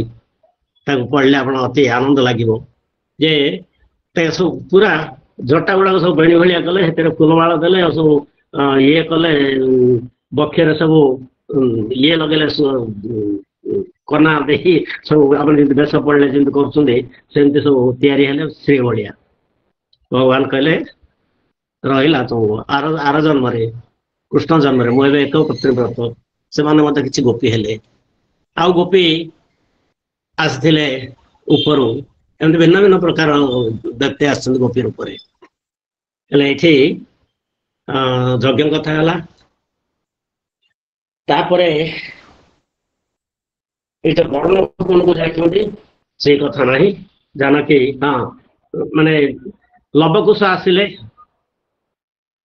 ଗୋଟେ ଯଜ୍ଞ ଚାଲିଛି, ସେଇ ଯଜ୍ଞରେ ସେମାନେ ଗୀତ ପାଠ କଲେ, ରାମାୟଣ ପାଠ କଲେ। ସେମାନେ ଜାଣିନାହାନ୍ତି ରାମଚନ୍ଦ୍ର ଆମର ପିତା ବୋଲି। ଗୀତ ପାଠ କରିବା ମାନେ ରାମାୟଣ ପାଠ କରିବା ପରେ ତାଙ୍କୁ ରାମ ଜାଣିଗଲେ ଏବଂ ତାଙ୍କୁ ଆଣି କୋଳରେ ବସେଇଛନ୍ତି ଏବଂ ସେଇଠି ସେ ଖୋଜୁଛନ୍ତି ସୀତାଙ୍କୁ ଡକେଇଛନ୍ତି। ବାଲ୍ମୀକିଙ୍କ ସହିତ ସୀତା ଆସିଛନ୍ତି ଏବଂ ବାଲ୍ମୀକି ମଧ୍ୟ କହିଛନ୍ତି ମୁଁ ପ୍ରମାଣ କରି ମାନେ ସତ୍ୟ କରି କହୁଛି, ମୁଁ କେବେ ମିଥ୍ୟା କହେନି। ମୁଁ ଏତେ ସାଧନା କରିଛି, ସାଧନାର ଫଳରୁ ମୁଁ କହୁଛି ଯେ ସୀତା ନିର୍ଦ୍ଦୋଷୀ, ତାଙ୍କର ଦୋଷ ନାହିଁ, ନିଷ୍ପାପୀ। ତଥାପି ରାମ କହିଲେ ସମସ୍ତଙ୍କ ଆଗରେ ଯେ ସେଇଠି ଯେମିତି ଗୋଟେ ଅଗ୍ନି ପରୀକ୍ଷା ହେଇଥିଲା, କୋଉଠି ଶ୍ରୀଲଙ୍କାରେ, ଲଙ୍କାରେ ଯୁଦ୍ଧ କରିବା ପରେ ଗୋଟେ ଅଗ୍ନି ପରୀକ୍ଷା ହେଇଥିଲା, ସେମିତି ଆଉ ଗୋଟେ ଅଗ୍ନି ପରୀକ୍ଷା ଅଯୋଧ୍ୟାବାସୀଙ୍କ ଆଗରେ ହେଇଯାଉ। ସୀତା କହିଲେ ନା, ଏଇଟା ଗୋଟେ ଅପମାନିତ କଥା, ମୁଁ ସବୁବେଳେ ପରୀକ୍ଷା ଦେଇପାରିବିନି। ସେ ମାଙ୍କୁ ଡାକିଲେ, ସେ ତ ପୃଥିବୀ କନ୍ୟା। ମା ସେଠୁ ଖୋଲିଗଲେ, ତାଙ୍କୁ ଆସନ ଦେଲେ, ଗୋଟେ ବିମାନ ଧରି ଆସିଲେ, ବିମାନ ଧରି ସେ ସୀତା ପାତାଳି ହେଇଗଲେ। ହଠାତ୍ ଭଗବାନ ରାମ ଯାଇଛନ୍ତି, ସେଠି ତାଙ୍କର ଶାଢୀଟା ହାତରେ ପଡିଗଲା। ସେ କହିଛନ୍ତି ଅଞ୍ଚଳ ଛାଡ ମହାବାହୁ, ଏ ଜନ୍ମେ ଭେଟ ନାହିଁ ଆଉ। ଆମେ ତ ସବୁବେଳେ ସେଇ ଲକ୍ଷ୍ମୀ ନାରାୟଣ, ଆପଣ ଆଉଥରେ ଆର ଜନ୍ମରେ ଆମର ଭେଟ ହବ, ଏ ଜନ୍ମରେ ଆଉ ନାହିଁ। ସୀତା ପଳେଇଲେ। ସେଇଠୁ ରାମ କଣ କଲେ ନା, ତା ସୀତାଙ୍କ ବିଚ୍ଛେଦରେ ସବୁ ତ୍ୟାଗୀ ହେଇଗଲେ, ରାଜଭୋଗ ଆଉ କିଛି ନାହିଁ। ସେ ତଳେ ଗୋଟେ ଜାଗାରେ ବର୍ଣ୍ଣନା ହେଇଛି, ଗୋଟେ ଖାଲି ପଟି ଗୋଟେ ପକେଇକି, ଶୀତଳା ପଟି ଗୋଟେ ପକେଇକିରି ସେ ବ୍ରହ୍ମଚର୍ଯ୍ୟ ବ୍ରତ ପାଳନ କଲେ। ଏବଂ କିଛି ଦିନ ପରେ ତାଙ୍କର ଯେତେବେଳେ ସମୟ ହେଇଗଲା, ରାମ ଭଗବାନଙ୍କର ସମସ୍ତ ଲୀଳା ସରିଲା, ଆଉ ଏଠି ରହିବାର କିଛି ଆବଶ୍ୟକ ନାହିଁ। ସେତେବେଳେ ବ୍ରହ୍ମା ଜଣେ ଦେବତାଙ୍କୁ ପଠେଇଲେ ଭଗବାନଙ୍କ ସହିତ ଏକାନ୍ତ କଥା ହେବା ପାଇଁ। ଏକାନ୍ତ କଥା ହେବା ପାଇଁ ସେ ସବୁ ଗୁଡାକ ଆମର ଏଇଥିରେ ନାହିଁ, ସଂକ୍ଷିପ୍ତ ଯେହେତୁ ସେ ସ୍ୱଧାମ ଯିବା ପାଇଁ ଆପଣ ପ୍ରସ୍ତୁତ ହୁଅନ୍ତୁ, ଆପଣଙ୍କର ସବୁ କାମ ସରିଲା, ଆପଣ ଆସିଯାଆନ୍ତୁ। ସେଇଠି ସିଏ କହିଲେ ଯେ ଆମେ ଦି ଜଣ ଯୋଉ କଥା ହବା, ଏଇଠି କେହି ଆସିବାକୁ ହବ ନାହିଁ। ରାମ ସେଇଭଳି କହିଲେ, ଲକ୍ଷ୍ମଣକୁ ଜଗେଇ ଦେଲେ, ବୋଲେ ଦେଖ ଏଇଠି କେହି ଆସିବ ନାହିଁ, ଯିଏ ଆସିବ ତାକୁ ପ୍ରାଣଦଣ୍ଡ ଦିଆଯିବ, ତମେ ଗେଟରେ ଜଗିଥାଅ। ଲକ୍ଷ୍ମଣ ଜଗିଛନ୍ତି, ସେ ତ ଭାଇ କହିଛନ୍ତି ତାଙ୍କର ଆଜ୍ଞା ପାଳନ କରିବେ। କିନ୍ତୁ ସେଇ ସମୟରେ ହଠାତ୍ ଆସିଛନ୍ତି ଦୁର୍ବାସା। ଦୁର୍ବାସା ଯେମିତି ଆସିଲେ, ସେ ଭାରି କୋପି, ଆଉ ସାଙ୍ଗେ ସାଙ୍ଗେ ଅଭିଶାପ ଦେବେ। କହିଲେ ମୁଁ ବର୍ତ୍ତମାନ, ସେ କହିଲେ ଆଉ କିଛି ସମୟ ଅପେକ୍ଷା କରନ୍ତୁ ଆପଣ। ରାମ ମତେ କହିଛନ୍ତି ଅଳ୍ପ ସମୟ ଆଉ ଆସିବେ। କହିଲେ ନାଇଁ, ଯଦି ଅପେକ୍ଷା ମତେ ନଛାଡିବ, ମୋର କୋପ ଦ୍ଵାରା ଏ ଅଯୋଧ୍ୟା ଧ୍ୱଂସ କରିଦେବି। ସେ କହିଲେ ଭଗବାନ ତ ପ୍ରାଣଦଣ୍ଡ ଦେବା କଥା, ମୁଁ ଜଣେ ମରିବି ନା, କିନ୍ତୁ ଅଯୋଧ୍ୟା ବାସୀଙ୍କୁ ରକ୍ଷା କରିବା ପାଇଁ ସେ ଦୁର୍ବାସାଙ୍କୁ ଧରି ପ୍ରବେଶ ହେଇଗଲେ ରାମଙ୍କ ପାଖରେ। ସେ ତାଙ୍କର କଥା ସରିଥିଲା, ଯିଏ ଆସିଥିଲେ କହିଲେ ଆପଣଙ୍କର ସମୟ ସରିଲା, ଆପଣ ସୁଧାମ ପ୍ରତ୍ୟାବର୍ତ୍ତନ କରନ୍ତୁ। ସେଇଠି ସିଏ ରାମ ରାଗିଲେ ଲକ୍ଷ୍ମଣକୁ ମାରିବା ପାଇଁ। ତାଙ୍କର ବହୁତ ଚିନ୍ତା ହେଲା, କଣ କରିବା, ଲକ୍ଷ୍ମଣକୁ ମାରିବେ କେମିତି? ସମସ୍ତଙ୍କ ପରାମର୍ଶ ନେଲା ପରେ ହନୁମାନର ପରାମର୍ଶ ନେଇଛନ୍ତି। ଏବଂ ବଶିଷ୍ଠଙ୍କ ପରାମର୍ଶ ଦେଇଛନ୍ତି। ଶେଷରେ ସ୍ଥିର ହେଲା ଜଣକୁ ମାରିବା ଅପେକ୍ଷା ଜଣକୁ ତ୍ୟାଗ କରିଦେବା ଭଲ। ସେଇଠୁ ତ୍ୟାଗ କରି ପଳେଇବ, ତାକୁ ତ୍ୟାଗ କରିଦିଅନ୍ତୁ। ଲକ୍ଷ୍ମଣକୁ ତ୍ୟାଗ କରିଦେଲା ପରେ ସିଏ ତ ଅନନ୍ତଙ୍କ ଅବତାର, ଯମୁନା କୂଳରେ ବସିଗଲେ ଧ୍ୟାନରେ, ତାଙ୍କର ନାକ ବାଟେ ସେଇ ନାଗ ବାହାରି ପଳେଇଲେ ଏବଂ ସିଏ ମଧ୍ୟ ମୁକ୍ତି ହେଇ ପଳେଇଲେ। ତାପରେ ରାମଚନ୍ଦ୍ର ଆସିଲା ପାଳି, ସେ ଯିବେ ସ୍ୱଧାମକୁ। ସେ ଯେତେବେଳେ ସ୍ୱଧାମ ଯିବା ପାଇଁ ବାହାରିଲେ ସମସ୍ତ ଅଯୋଧ୍ୟାବାସୀ କହିଲେ ଆମେ ମଧ୍ୟ ଆପଣଙ୍କ ସାଙ୍ଗରେ ଯିବୁ, ଆମକୁ ନିଅନ୍ତୁ। ବଶିଷ୍ଠକୁ ପଚାରିଲେ, ଗୋଟେ ଅସୁବିଧା କଥା, ସମସ୍ତେ ତ ବୈକୁଣ୍ଠକୁ ଯିବା ପାଇଁ ଯୋଗ୍ୟ ହେବେ ନାହିଁ। ନା ନାଇଁ ନାଇଁ, ଏମାନେ ସବୁ ଆସିଥିଲେ, ଏମାନେ ସବୁ ଦେବତା ମାନେ, କିଏ ବ୍ରହ୍ମ ଲୋକରୁ, କିଏ ସ୍ୱର୍ଗ ଲୋକରୁ, ଆଉ ଆପଣଙ୍କର ବୈକୁଣ୍ଠ ଧାମରୁ ମଧ୍ୟ ସେମାନେ ଆସିଛନ୍ତି। ଆଉ ସେମାନେ ସବୁ କମ୍ ଲୋକ ନୁହନ୍ତି, ତାଙ୍କୁ ସବୁ ନେଇଯାଆନ୍ତୁ।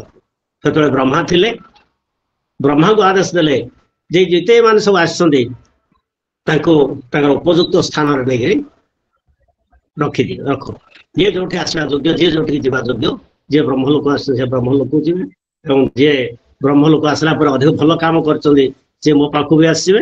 ଆଉ ତମେ ସବୁ ଏମାନଙ୍କୁ ଉପଯୁକ୍ତ ସ୍ଥାନ ଦେଇ ତାଙ୍କର ମର୍ଯ୍ୟାଦା ରକ୍ଷା କର ବୋଲି କହିଲେ। ସେଥିପାଇଁ ଅଯୋଧ୍ୟାବାସୀ ସମସ୍ତଙ୍କୁ ସେ ସାଙ୍ଗରେ ନେଇଯାଇଥିଲେ।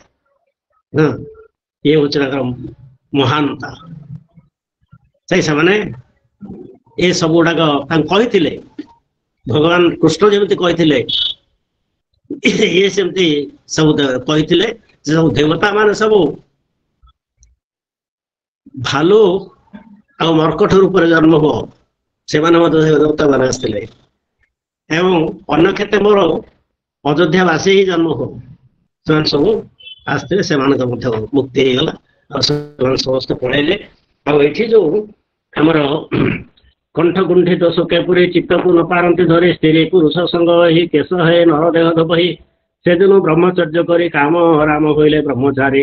ବର୍ଷ ସହସ୍ର ତ୍ରୟୋଦଶ, 13,000 ବର୍ଷ ବ୍ରହ୍ମଚାରୀ ବେଶ ଏଠି ରାମ ବ୍ରହ୍ମଚାରୀ ବେଶରେ ରହିଲେ। ଏବଂ ତାପରେ ଅଖଣ୍ଡ ଅଗ୍ନିହୋତ୍ର କଲେ, ଯେ ଯଜ୍ଞ କରିଥିଲେ ଆଗରୁ, ବଶିଷ୍ଠ ଆଦି ମୁନି ତୁଲେ ଦକ୍ଷିଣା ଦେଲେ ତୋଷ ଚିତ୍ତେ, ସନ୍ଧ୍ୟା ମଧ୍ୟାହ୍ନ ବିରତେ ସଂସାରେ ଥୋଇ ନିଜ ଯଶ, ସ୍ୱଧାମେ ହୋଇଲେ ପ୍ରବେଶ। ସ୍ୱଧାମକୁ ସେ ପ୍ରବେଶ କଲେ ଏବଂ ରାମ ନିଜ ଶରୀରରେ ଯାଇଛନ୍ତି ସ୍ୱଧାମକୁ। କୃଷ୍ଣ ମଧ୍ୟ ନିଜ ଶରୀରରେ ଯାଇଛନ୍ତି। କୃଷ୍ଣଙ୍କର ଯାହା ଗୋଟେ ବର୍ଣ୍ଣନା ହେଇଛି, ସେ କୃଷ୍ଣକୁ ଜରା ଶବର ବଧ କରିବା ପରେ ସେ ଶରୀର ତ୍ୟାଗ କଲେ ଏବଂ ସେ ଶରୀରଟାକୁ ନେଇ ଅର୍ଜୁନ ଅଗ୍ନି ଦାହ କରିବା ପାଇଁ ଚେଷ୍ଟା କଲେ। ସେ ଅଗ୍ନି ଦାହ ହେଲା ନାହିଁ, ମଝିରେ ଯାହା ହେଲା ତାକୁ ସମୁଦ୍ରରେ ଭସେଇ ଦେଲେ। ସିଏ କାଠ ଏ ଯୋଉ ଦାରୁ ବ୍ରହ୍ମ ହେଇକିରି ସମୁଦ୍ରରେ ଭାସି ଭାସି ଗଲେ। କିନ୍ତୁ ଏଇଟା ନାହିଁ ଯେ ଭଗବାନଙ୍କର ଶେଷ ସମୟରେ ଦାରୁକ ରଥ ନେଇକିରି ସ୍ୱର୍ଗ ଇଏରୁ ବୈକୁଣ୍ଠରୁ ଆସିଛନ୍ତି। ସେ ରଥରେ ବସିଲେ ଏବଂ ସେତେବେଳେ ୟାଙ୍କୁ ତା ଆଗରୁ ଉଦ୍ଧବଙ୍କୁ ବିଦାୟ ଦେଇ ଦେଇଥିଲେ, ତୁମେ ଯାଅ ବଦ୍ରିନାରାୟଣରେ ସେଠୁ ତପସ୍ୟା କର ବୋଲି ତାଙ୍କୁ ଆଗରୁ ଭାଗବତ ବି କହିଦେଇଥିଲେ। ହଁ, ଏବଂ ମୈତ୍ରେୟଙ୍କୁ ଭାଗବତ କହିଥିଲେ ଶେଷରେ ଯିବା ସମୟରେ। ଏବଂ ସିଏ ସ୍ୱଦେହରେ ସ୍ୱର୍ଗକୁ ପଳେଇଲେ। ତାଙ୍କର ଏଇ ଯୋଉ ଭଗବାନ ଯୋଉ ଆସନ୍ତି ସେ ଆବିର୍ଭାବ ହୁଅନ୍ତି ଏବଂ ସାଙ୍ଗେ ସାଙ୍ଗେ କୁଆଡେ ତାଙ୍କର ତିରୋଧାନ ନୁହେଁ, ମାନେ ପଳାନ୍ତି। ସିଏ ତାଙ୍କୁ କେହି ଦେଖିପାରନ୍ତିନି। ନୃସିଂହ ଭଗବାନ ଆସିଲେ ପଳେଇଲେ, କୁଆଡେ ପଳେଇଲେ, କିଏ ଦେଖିଛନ୍ତି ତାଙ୍କୁ? ସେମିତି କୃଷ୍ଣ ଆସିଲେ ଆଉ କୃଷ୍ଣ ଗଲେ, ରାମ ଆସିଲେ ରାମ ବି ଗଲେ। ରାମ ଗୋଟେ ଜାଗାରେ ଦେଖେଇଛନ୍ତି, ରାମ ସୁନ୍ଦର ଭାବରେ ଇଏ ଭିତରେ ସରଜୁ ନଦୀ ଭିତରେ ପଶିଲେ। ପଶିବା ପରେ ବାହାରିଲା ବେଳକୁ ତାଙ୍କର ଚତୁର୍ଭୁଜ ବେଶ, ଶଙ୍ଖ ଚକ୍ର ଗଦା ପଦ୍ମ ଧରି ସେ ବେଶ ଧରିଛନ୍ତି। ତାଙ୍କୁ ରଥ ଆସିଲା, ରଥରେ ବସିଲେ, ପଳେଇଲେ ବୈକୁଣ୍ଠ। ଏଇଭଳି ସେମାନେ ଯେତେ ଆସିଛନ୍ତି, ହଁ, କୋଉଠି ହେଲେ ତାଙ୍କ ଶରୀର ଛାଡି ନାହାନ୍ତି, ଶରୀର ସହିତ ପଳେଇଛନ୍ତି। ମତ୍ସ୍ୟ ଅବତାରରେ ମତ୍ସ୍ୟ ଶରୀର ଛାଡିଛନ୍ତି, କଚ୍ଛ ଅବତାରରେ କୋଉ ଶରୀର ଛାଡିଛନ୍ତି, ହଁ, ବରାହ ଅବତାରରେ ମଧ୍ୟ ଶରୀର ଛାଡିଛନ୍ତି। କାମ ସାରିଲା ପଳେଇଲେ, କୁଆଡେ ଗଲେ, ତାଙ୍କର ସ୍ଥାନକୁ ପଳେଇଲେ ସିଏ। ଏବଂ ଏଇ ସବୁ ଗୋଟା ବେଶ କିଛି ରହିନାହିଁ। ହଁ, ପରଶୁରାମ ସେ ତ ଅଛନ୍ତି, ଆଉ ସବୁ ପଳେଇଲେ, କେବଳ ପରଶୁରାମ ଅଛନ୍ତି 10 ଅବତାର ଭିତରେ। ଏବଂ ଏଇ ସବୁ ଗୁଡାକ ହେଲା। ଏଠି ନବମ ସ୍କନ୍ଧ ଏଠି କଣ ହେଲା? ବୋଲନ୍ତି ସୁଖ ବ୍ରହ୍ମ ଋଷି ଶୁଣ ରାଜା କୁରୁ ବଂଶେ ରାମଚରିତ ତୋ ଗ୍ରତେ ସଂକ୍ଷେପେ କହିଲି ମୁଁ ତୋତେ ବୁଝେ ଏହା ଶ୍ରବଣେ ଶୁଣନ୍ତି ଦୁର୍ଗମ ସଙ୍କଟ ତରନ୍ତି ବୋଲଇ ବିପ୍ର ଜଗନ୍ନାଥ ନବମ ସ୍କନ୍ଧେ ଭାଗବତ ରାମଚରିତ ପୁଣ୍ୟ କଥା ଜଣେ ଖଣ୍ଡଇ ଭବ ବ୍ୟଥା ଇତି ଶ୍ରୀମଦ୍ ଭାଗବତ ମହାପୁରାଣେ ପାରମହଂସ ସହିତାଂ ନବମ ସ୍କନ୍ଧେ ରାମଚରିତ ନାମ ଏକାଦଶ ଅଧ୍ୟାୟ। ଏଠି ଇଏ ହେଲା ଆମର ଜଗନ୍ନାଥ ଦାସଙ୍କର ଭାଗବତ, କିନ୍ତୁ ଏଇଠି ଏକାଦଶ ଅଧ୍ୟାୟରେ 20 ପରେ 36 ପର୍ଯ୍ୟନ୍ତ ଯୋଉ ବର୍ଣ୍ଣନା କରିଛନ୍ତି ସେ ସବୁ ଗୁଡାକ କେବଳ ଇଏ ନାମ ବର୍ଣ୍ଣନା ଆଉ ଇଏ ବର୍ଣ୍ଣନା କରିଛନ୍ତି। ଦେଖନ୍ତୁ 20 ପରେ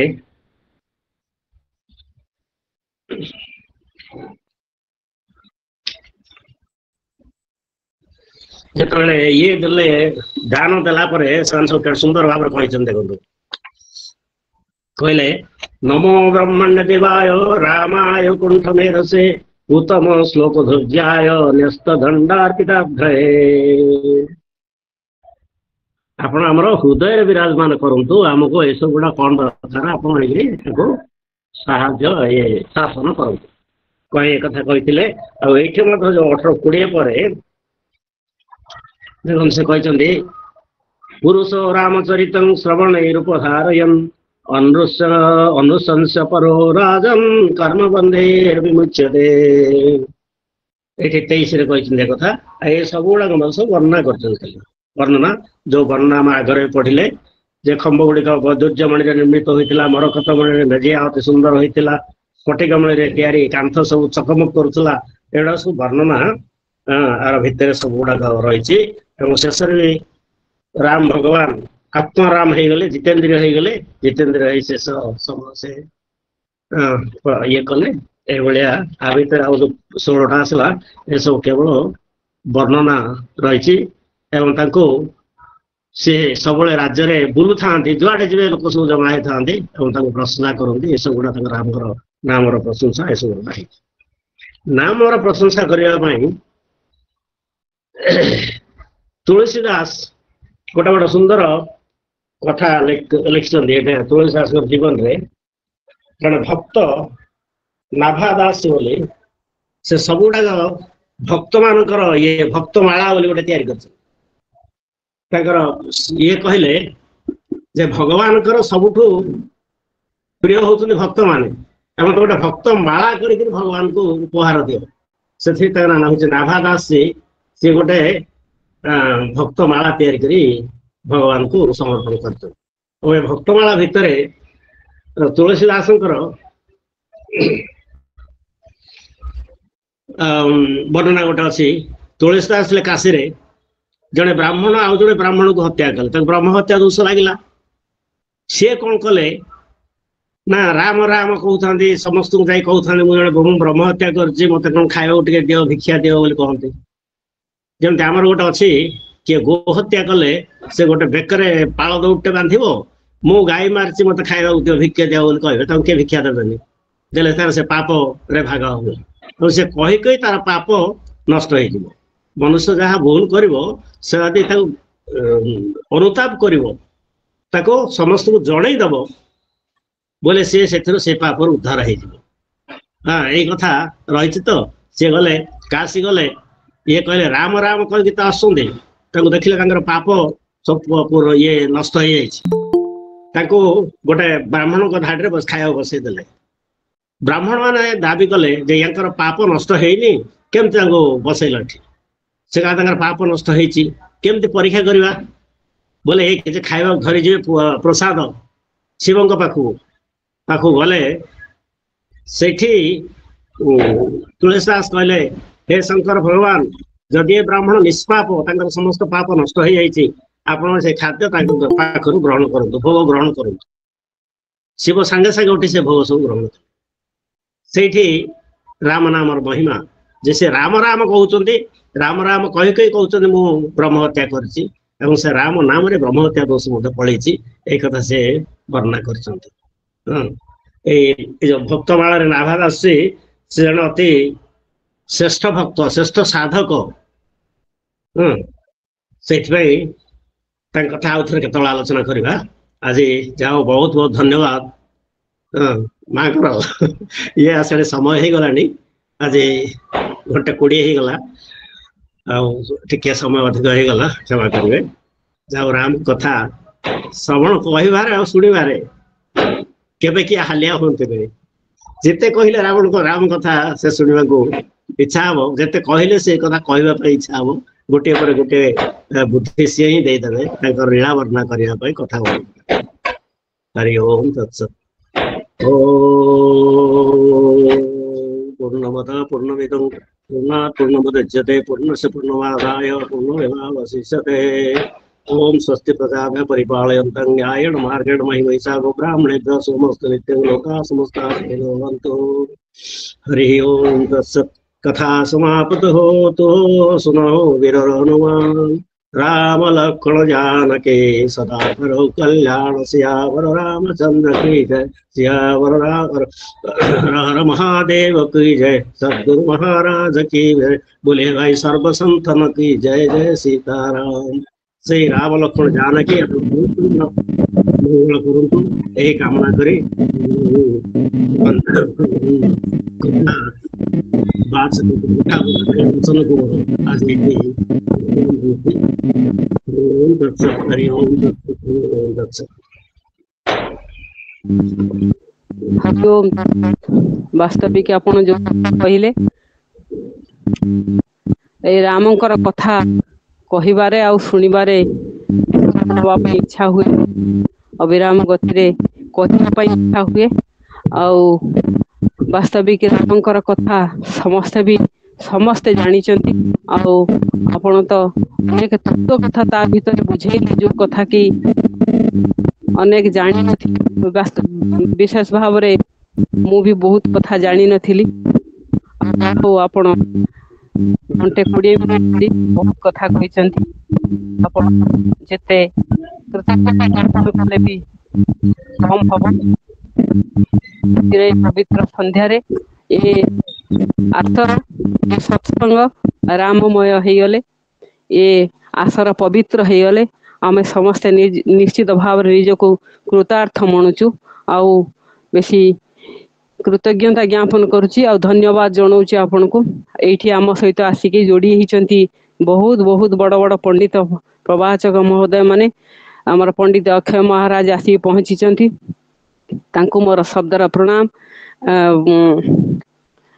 नरेंद्र कुमार महापात्र महोदय पहुंची, मनोरंजन परिड़ा महोदय पहुंची, पंडित श्रीजुक्त कृष्णचंद्र साहू महोदय आम सहित जोग देइचंती। आउ पंडित श्रीजुक्त हरिश्चंद्र साहू महोदय जोड़ी होती। आमर पूज्य बाबा जी आज शुभेच्छा ज्ञापन करेंगे पंडित श्रीजुक्त गोवर्धन प्रधान महोदय जोड़ी होती। जहा हो पंडित श्रीजुक्त चांडाल मिश्र महोदय जोड़ी होती। आउ पंडित श्रीजुक्त रामचंद्र नंद महोदय जोग देइचंती। समस्त को आउ थे मोर शब्दर प्रणाम। वास्तविक राममय परिवेश भितर रामंकर कथा आ गाथा, रामंकर जो वांग्मय स्वरूपर लीला को आपण वर्णना करिसेंती, जहा अवर्णनीय। आउ सेथरु पदटे निहाती रखिबी। पंडित श्रीजुक्त लिंगराज चैनी जे कवि कलाधर विशिष्ट पाला गायक, जे कि श्रीराम चरित नुहे श्रीराम भागवत बही रचना करिसेंती निजे। आउ से श्रीराम भागवतरु से रामंकर कथा को मु दीपद रखिबी निहाती। कृपावतारं नयनाभिरामं ब्रह्मादिसेव्यं नलिनायताख्यं जोगीन्द्रवन्द्यं तपसानुगम्यं श्रीरामचन्द्रं शरणं प्रपद्ये। श्रीरामचन्द्रं शरणं प्रपद्ये। तांकर बहिर श्री रामंकर गाथा जोठी रखिचंती, मु सेठू दी धाड़ी नेबी।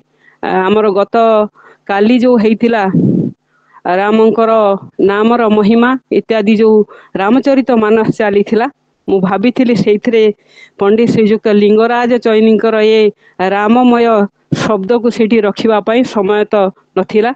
जहा भी हो आज निश्चित भाव में रखिबे, कहीं ना कवि सबुबले बंची रही थांती। ଯୁଗେ ଯୁଗେ ବଞ୍ଚି ରହିଥାନ୍ତି ତାଙ୍କ ସୃଷ୍ଟି ମାଧ୍ୟମରେ। ତେଣୁ ସେ ପୁସ୍ତକର ଯଥାର୍ଥତାକୁ ପ୍ରତିପାଦିତ କରିବା ପାଇଁ ଆମର ଏ କାର୍ଯ୍ୟକ୍ରମ ଆଉ ଆମର ଏ ଶ୍ରୀମଦ୍ ଭାଗବତ ମହାପୁରାଣରେ ଯେହେତୁ ରାମଙ୍କର କଥା ରହୁଛି, ମୁଁ ସେଇ ତାଙ୍କରି ପୁସ୍ତକରୁ ମୁଁ କିଛି ପାଠ କରିବି ଆପଣମାନଙ୍କ ଗୋଚରାର୍ଥେ। ଆଦର୍ଶ ପୁରୁଷ ଶ୍ରୀରାମ, ସତ୍ୟ ଶିବ ସୁନ୍ଦର ନାମ, ଲୀଳା ମାଧୁର୍ଯ୍ୟ ମନୋହର, ଶୁଣିଲେ ହୃଦୟ ନିର୍ମଳ, ରାମ ନାମକୁ କରିଲୟ, ସଦା ଶିବ ସଦା ନିର୍ଭୟ, ରାମ ନାମ ଯେ ମହାମନ୍ତ୍ର, ସହସ୍ର ନାମେ ଏହା ସୂତ୍ର, ସତ୍ୟ ଯୁଗରେ ମୂଳ ଧ୍ୟାନ, ତ୍ରେତୟା ଯଜ୍ଞ ଆୟୋଜନ, ଦ୍ୱାପରେ ସାର ହେଲା ପୂଜା, କଳି ଯୁଗରେ ରାମ ନାମ, କାଷ୍ଠ ଭିତରେ ଅଗ୍ନି ଥାଇ କେହି ତାହାକୁ ଦେଖି ନାହିଁ, ଶରୀର ମଧ୍ୟରେ ଥାଇ ବ୍ରହ୍ମ, ସେ ବ୍ରହ୍ମ ନାମ ଅଟେ ରାମ, ବ୍ରହ୍ମକୁ ଜାଣିଲେ ବ୍ରାହ୍ମଣ, ବ୍ରାହ୍ମଣ ସ୍ୱୟଂ ନାରାୟଣ, ଆତ୍ମାକୁ କରି ଅଧ୍ୟୟନ, ଜ୍ଞାନୀ ହୁଅନ୍ତି ଆତ୍ମାରାମ, ଆତ୍ମାରେ ରମଣ କରନ୍ତି, ଆତ୍ମାକୁ ଚିହ୍ନନ୍ତି ଧରନ୍ତି, ଅରୁଣ ପ୍ରକଟ ବ୍ରହ୍ମ, ଅବତାର ବ୍ରହ୍ମ ସେ ରାମ, ସତ୍ୟ ଚେତନ ସତ ଚେତନ ଓ ଆନନ୍ଦ, ଶ୍ରୀରାମ ଶ୍ରୀ ସଚିତା, ଶ୍ରୀରାମ ଶ୍ରୀ ସଚିଦାନନ୍ଦ, ପଦ୍ମାକ୍ଷ ବୀର ଧନୁର୍ଧାରୀ, ଭକ୍ତ ବିପତ୍ତି ଦୁଃଖ ହାରି, କାୟ ମନ ବାକ୍ୟରେ ମୁହିଁ, ପଦାବ୍ଜ ବନ୍ଦନ କରଇ, କୃଷାନୁଭାନୁ ହିମକର, ତ୍ରିବଂଶେ ରାମ ଅବତାର, ପରଶୁରାମ ଅଗ୍ନିବଂଶେ, ସୂର୍ଯ୍ୟବଂଶେ ରାମ ପ୍ରକାଶେ, ଚନ୍ଦ୍ରବଂଶରେ ବଳରାମ, ତିନି ରାମେ ଶ୍ରେଷ୍ଠ ଶ୍ରୀରାମ, ବିଧି ହର ଯାକୁ ବନ୍ଦଇ, ସେ ପାଦେ ଶରଣ ମାଗଇ, ବିଶ୍ୱନାଥ ଶ୍ରୀରାମେ ଯେଣୁ, କାଶୀ ମୁକତି ଦେଶ ତେଣୁ, ରାମ ଗୌତମ ନାରୀ ତାରି, ନାମ ତାରଇ କୋଟି ନାରୀ, ନାମ ଜପି ନାରଦ ତପି, ନାମରେ ଅଜାମିଳ ମୁକ୍ତି, ଓଲଟା ଜପି ରାମ ନାମ, ରତ୍ନାଗର ବାଲ୍ମୀକି ଜନ୍ମ, ନାମରୁ ଜାତଟି ଆନନ୍ଦ, ଆନନ୍ଦୁ ଜାତ ପ୍ରେମାନନ୍ଦ, ପ୍ରେମାନନ୍ଦରୁ ବ୍ରହ୍ମାନନ୍ଦ, ଶ୍ରୀରାମ ସ୍ୱୟଂ ଆଦି କନ୍ଦ, ରାମ ନାମ ଦୁଇ ଅକ୍ଷର, ବ୍ରହ୍ମ ଜୀବର ସମାହାର, ଚାରି ପ୍ରକାର ରାମ ଭକ୍ତ, ଅର୍ଥାତ୍ ଜିଜ୍ଞାସୁ ଆର୍ତ, ଜ୍ଞାନୀ ଭକତ ରାମ ପ୍ରିୟ, ଏଥିରେ ନାହିଁଟି ସନ୍ଦେହ, ଚାରି ଯୁଗ ଓ ଚାରି ଶ୍ରୁତି, କଳିରେ ଶ୍ରୀରାମ ଭକତି, ଅଗୁଣ ସଗୁଣ ସେ ହୋଇ, ବ୍ରହ୍ମ ସ୍ୱରୂପ ବ୍ରହ୍ମର ସ୍ୱରୂପ ଏ ଦୁଇ, ଅପ୍ରକଟ କି ବା ପ୍ରକଟେ, ଅଗ୍ନି ଯେସନେ ଥାଇ କାଷ୍ଠେ, ବ୍ରହ୍ମ ବ୍ୟାପକ ଅବିନାଶୀ, ବ୍ରହ୍ମ ଖେଳଇ ଯିବେ ବସି, ନିଶିଚରଙ୍କୁ ବୈଦେହିଶ, ନାମ କଳମସ କରେ ନାଶ, ରାମ ବଡ଼ ନା ନାମ ବଡ଼, ନାମକୁ ଭଜିଲେ ଶଙ୍କର, କଳି ଯୁଗରେ କର୍ମଜ୍ଞାନ, ରାମ ନାମ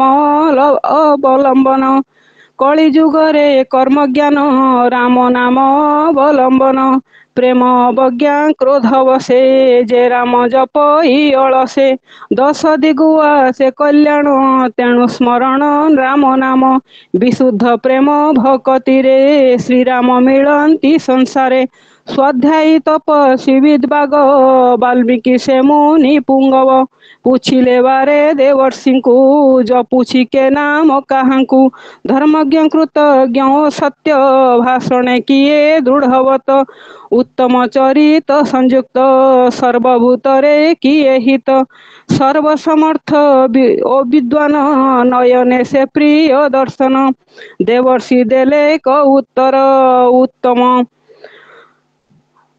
ଦେବର୍ଷି ଦେଲେ କ ଉତ୍ତର, ରାମାୟଣ ରଚନା କର, ଇକ୍ଷ୍ୱାକୁ ବଂଶ ସମୁଦ୍ଭବ, ଶ୍ରୀରାମ ନାମେ ମୋର ଭାବ, ବୀର୍ଯ୍ୟ ବୁଦ୍ଧି ଓ ଧୃତିମାନ, ଅଯୋଧ୍ୟାପୁରର ରାଜନ, ସତ୍ୟସନ୍ଧ ଓ ପ୍ରଜାହିତ, ଯଶସ୍ୱୀ ଜ୍ଞାନୀ ଶୁଚିବ୍ରତ, ବିଷ୍ଣୁ ସଦୃଶ ପ୍ରିୟଦର୍ଶୀ, କ୍ରୋଧେ କାଳାଗ୍ନି ସମଦର୍ଶୀ, କ୍ଷମା ଗୁଣେ ଧରଣୀ ସମ, ସେ ବିଷ୍ଣୁ ଚଳନ୍ତି ପ୍ରତିମ, 10,000,10,000 ଅଯୋଧ୍ୟାରେ ରାମ ରାଜତ୍ୱ, ସେ ପୁଣ୍ୟ ଶ୍ଲୋକ ଜୟ ରାମ, অযোধ্যা নাম ভজনে পূর্ণ কাম শিব প্রথম রাম ভক্ত শিব চরিত রাম তত্ত্ব শিব কহিলে ভবানীଙ୍କୁ ତାପରେ ଭୂଷଣ୍ଡ କାକଙ୍କୁ ଯାଜ୍ଞବ କାକରାଜାଙ୍କ ଠାରୁ ଶୁଣି ସେ ଯାଜ୍ଞବଲ୍କ୍ୟ ମହାମୁନି ଯାଜ୍ଞବଲ୍କ୍ୟ ଭରଦ୍ୱାଜରେ କହିଲେ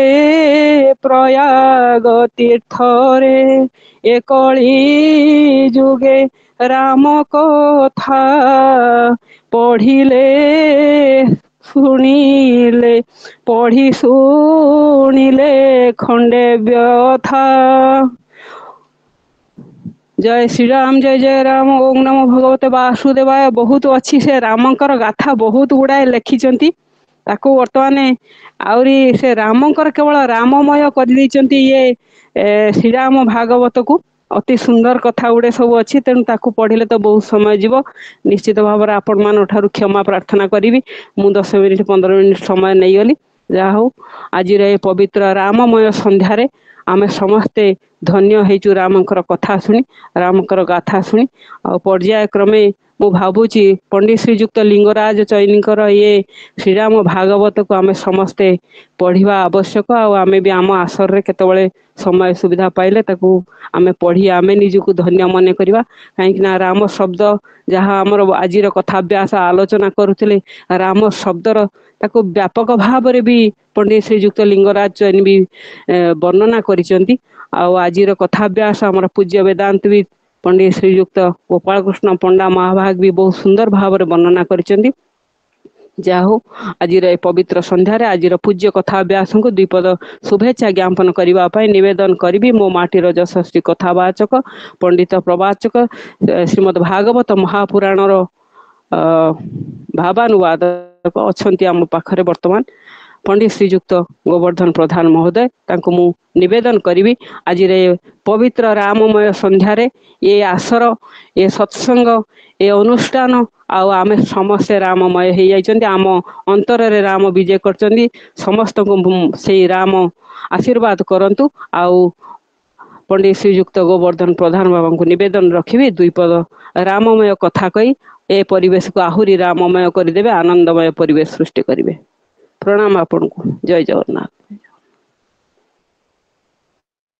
ଓଁ ନମୋ ଭଗବତେ ବାସୁଦେବାୟ। କୃଷ୍ଣାୟ ବାସୁଦେବାୟ ହରये ପରମାତ୍ମନେ প্রণত ক্লেশনাশায় গোবিন্দায় নমো নমঃ।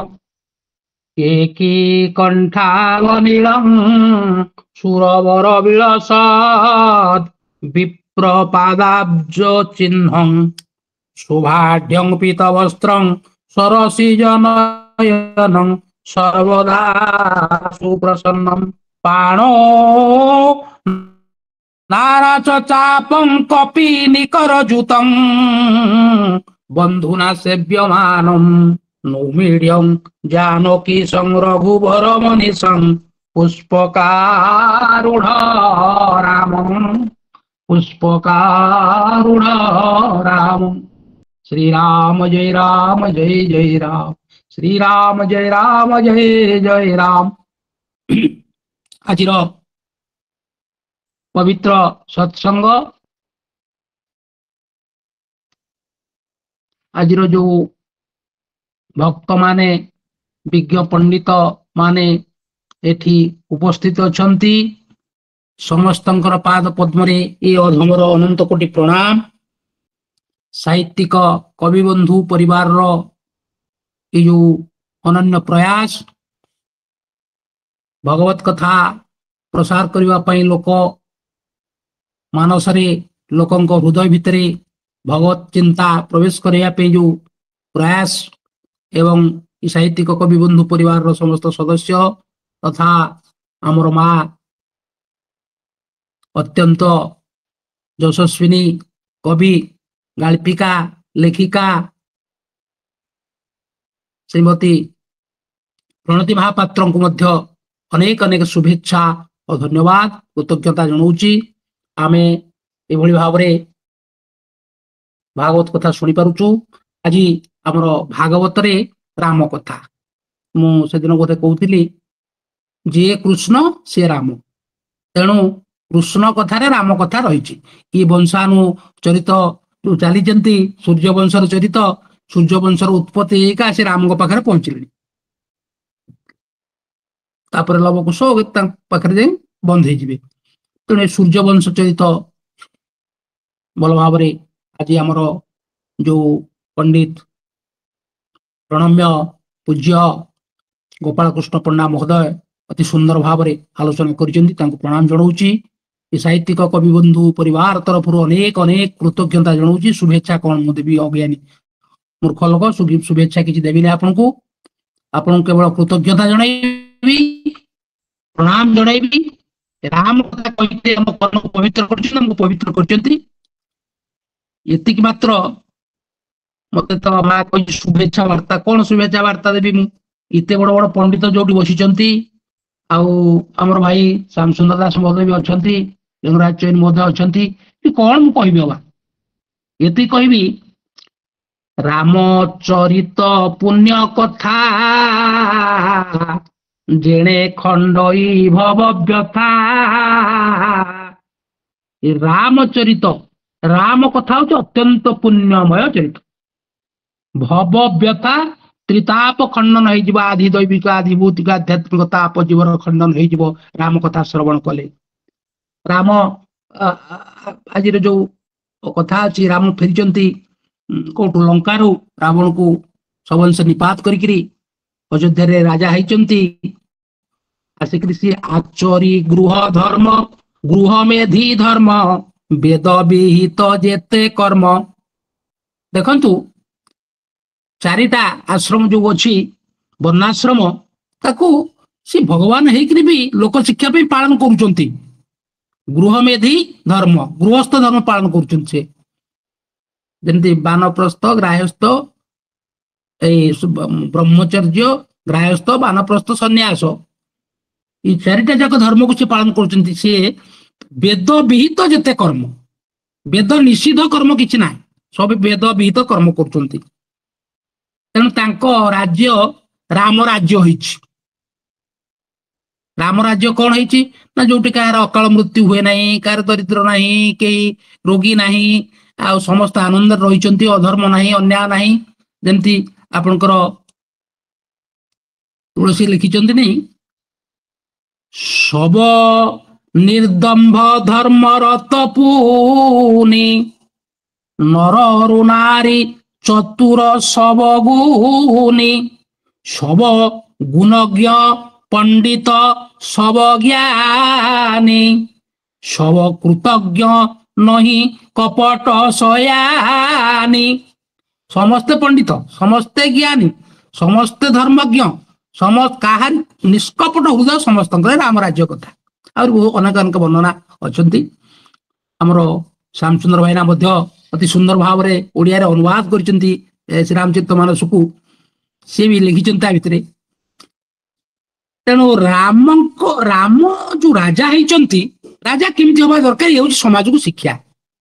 ମର୍ଯ୍ୟାଦା ପୁରୁଷୋତ୍ତମ ବୋଲି କୁହାଯାଉଛି। ମର୍ଯ୍ୟାଦା କଣ ତାଙ୍କର? ଥରେ ଆମର ଯୋଉ ଏଇ ଯୋଉ ବିଷୟ ପଡିଥିଲା, ପଣ୍ଡିତ କହୁଥିଲେ ସୀତାଙ୍କୁ ଯୋଉ ବନବାସ ନିର୍ବାସନ କରିବା କଥା, ସେମିତି ତୁଳସୀ ଦାସ ସେ ପ୍ରସଙ୍ଗରେ ନୀରବ ପୁରା, ସେ କିଛି ଲେଖିନାହାନ୍ତି, ବୋଧେ ଲେଖିନାହାନ୍ତି, ସାମ୍ଭାଇ କହିବେ ବୋଧେ ଲେଖିନାହାନ୍ତି ସେମିତି ତୁଳସୀ ଦାସ। ବାଲ୍ମୀକି ଲେଖିଛନ୍ତି ଯେ ସିଏ ଆଉ ଟିକେ ବୁଲେଇକି ଲେଖିଛନ୍ତି, ଏମିତି ସିଧା ସିଧା କାହାକୁ ଆକ୍ଷେପ କରିକି ଲେଖିନାହାନ୍ତି। ରାମ ଥରେ ତାଙ୍କ ସଖା ମାନଙ୍କ ସାଙ୍ଗରେ ବସିକିରି ଆଳାପ ଆଲୋଚନା କରୁଥିଲେ, ରାଜ୍ୟ ବିଷୟରେ କଥାବାର୍ତ୍ତା ହଉଥିଲେ। ସଖା ସବୁ କିଏ ତାଙ୍କର? ଯାହା ବାଲ୍ମୀକି ଲେଖିଛନ୍ତି, ବିଜୟ, ମଧୁମତ, କାଶ୍ୟପ, ମଙ୍ଗଳ, କାଳିୟ, ଭଦ୍ର, ଦନ୍ତବକ୍ର, ସୁମାଗଧା, ଏମିତି ଅନେକ ତାଙ୍କର ଯୋଉ ଅତି ବିଶ୍ୱସ୍ତ ପାର୍ଷଦ ମାନଙ୍କ ସହିତ ବସି କଥା ହଉଥିଲେ। ସେଠି ସେ ପଚାରିଛନ୍ତି, ଏ ଭଦ୍ର ବୋଲି ଯିଏ, ଯାହାର ନାଁ ଯୋଉ ସାଙ୍ଗଟି ବା ପାର୍ଶ୍ୱଦଟି ସେ ଅତି ବିଶ୍ୱସ୍ତ।